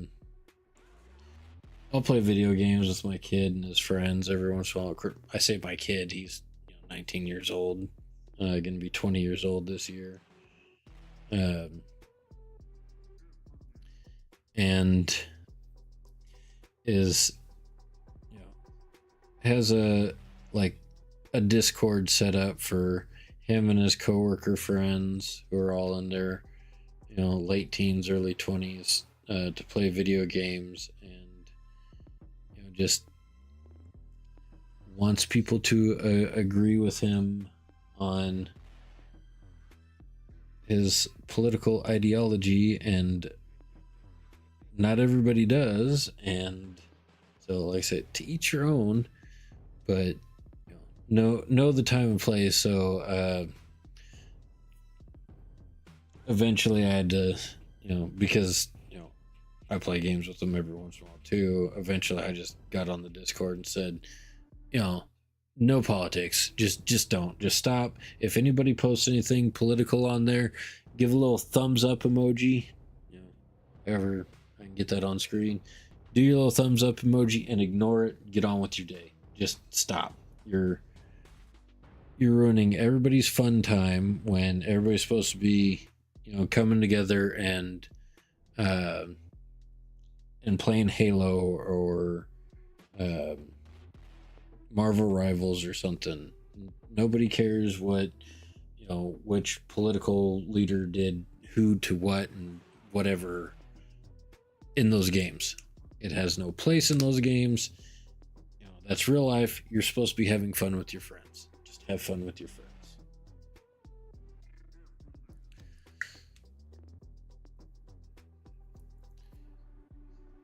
Well, and a lot of it is, there's certain nuance to things, and there's just things that you need the life experience to fully understand it. And young people don't understand either of those things. I'm not saying I'm super old, but I have double the lived experience of my kids, and then some. And so I'm speaking from a place of been there, done that, not, oh, this is what I saw online, and so I have to repeat it to all of my friends. And, yes, lots of younger people on both sides have that problem. It's like, my guy's better than your guy. My guy's better than your guy. Okay, children, calm down. Both guys have valid points and valid perspectives. Some things are a little better on this side than that, and some things are a little better on that side than this. And it's just, and of course, that's the other frustrating thing is we've forgotten how to find that middle ground and agree on it. The sooner we figure out how to get back to that, the better.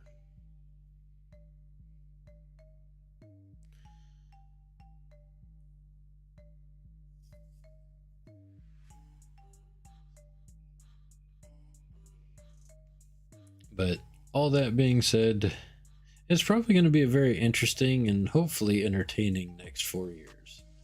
But we shall see.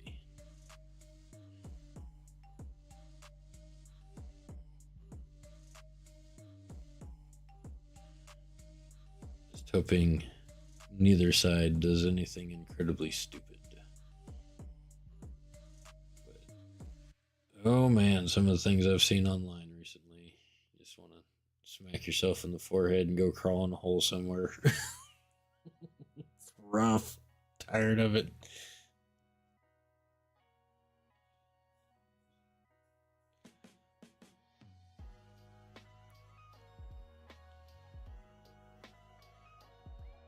But that's another reason why I do this. I turn on my camera and get out my paints and brushes and zone out for a little while. Which is one of the absolute best parts of this hobby.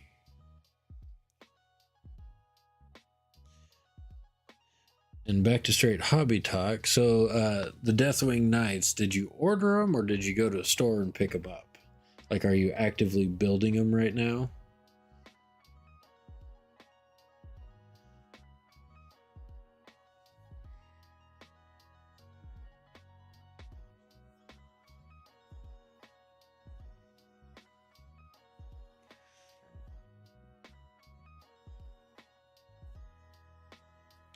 Yeah, I probably need to get some sort of Discord set up where uh, there's another streamer that I follow.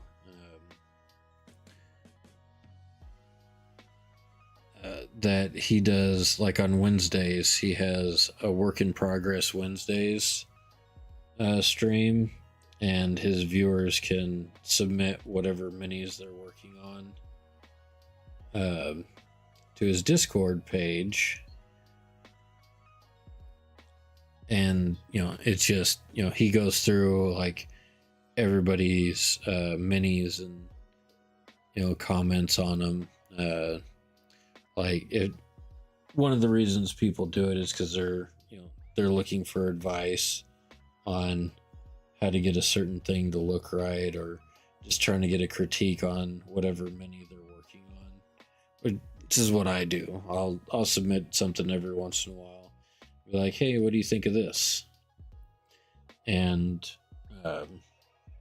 I've gotten some good feedback on my minis, but maybe I should. I mean, not saying to use it for streaming content, but it'd be nice for to be able to see what people who watch me are working on.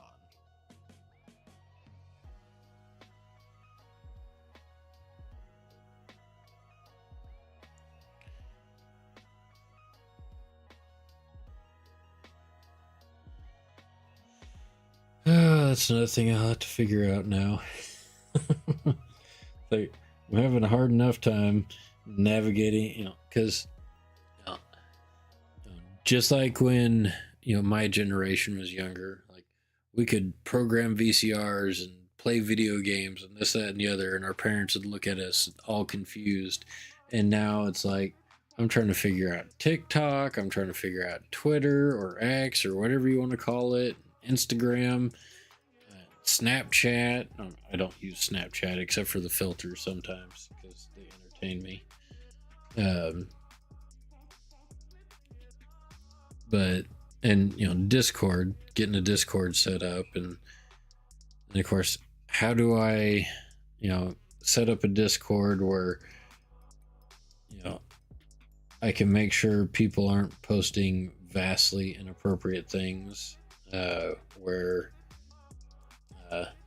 young and impressionable people could see them. Because, oh man, I have heard some horror stories about Discord servers. Maybe that's just my old man paranoia.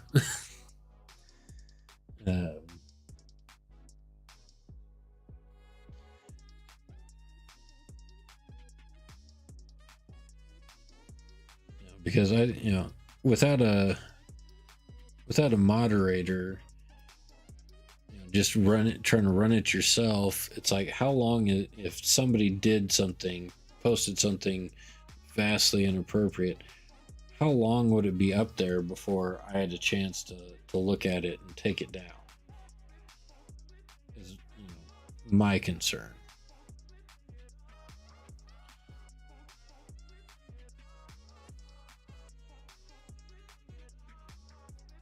And then on top of that, do I get blamed for having that on my Discord server, even though somebody else put it there and I just couldn't get it down quick enough? Because at work, I'm a delivery driver. I have the place I work for, there are cameras in the trucks, and the cameras will yell at you if you touch your phone. It's just an AI thing. It'll yell at you if you don't have your seatbelt on. It'll yell at you if you're following too close to somebody while driving. They are really annoying. So it's like, okay, somebody posts something, and of course, I'm face to face with customers all day as well.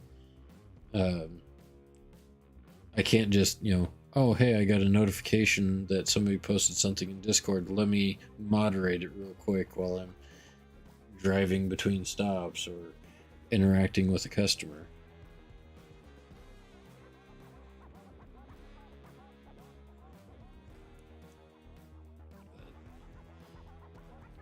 But yeah, I'll look into it. I'll see if I can figure it out.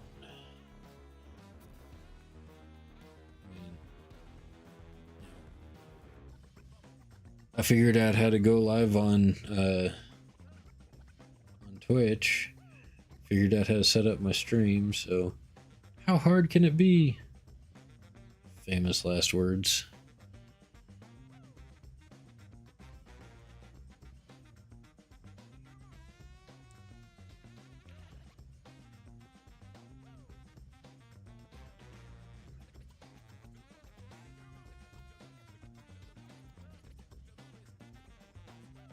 That's why I end up with weird music on my stream, because I know what's playing right now is copyright free, and I don't have to worry about a copyright strike or getting DMCA'd or whatever it's called.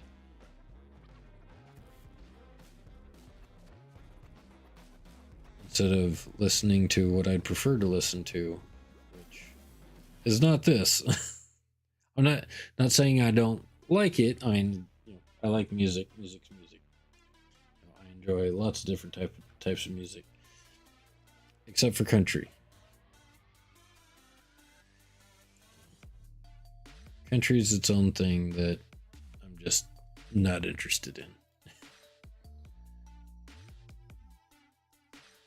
But it looks like we're coming up to our ending time.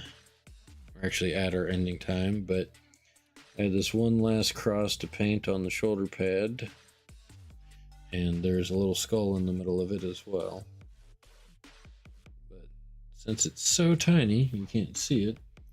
So we're gonna finish this up, and we'll be calling it a night. Like I said, if I have, maybe I'll have some time to figure out the Discord thing this weekend. If I do, I will post something probably on the Twitch page about it, because that seems to be the easiest way that some people find me.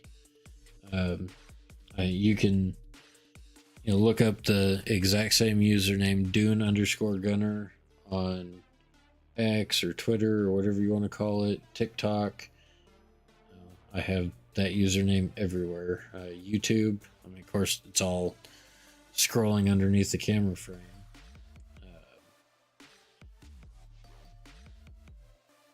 So you can also follow me on any of those platforms. And I say it all the time, if something happens and I can't stream or there's a big update, follow me on those other platforms and I'll let you know.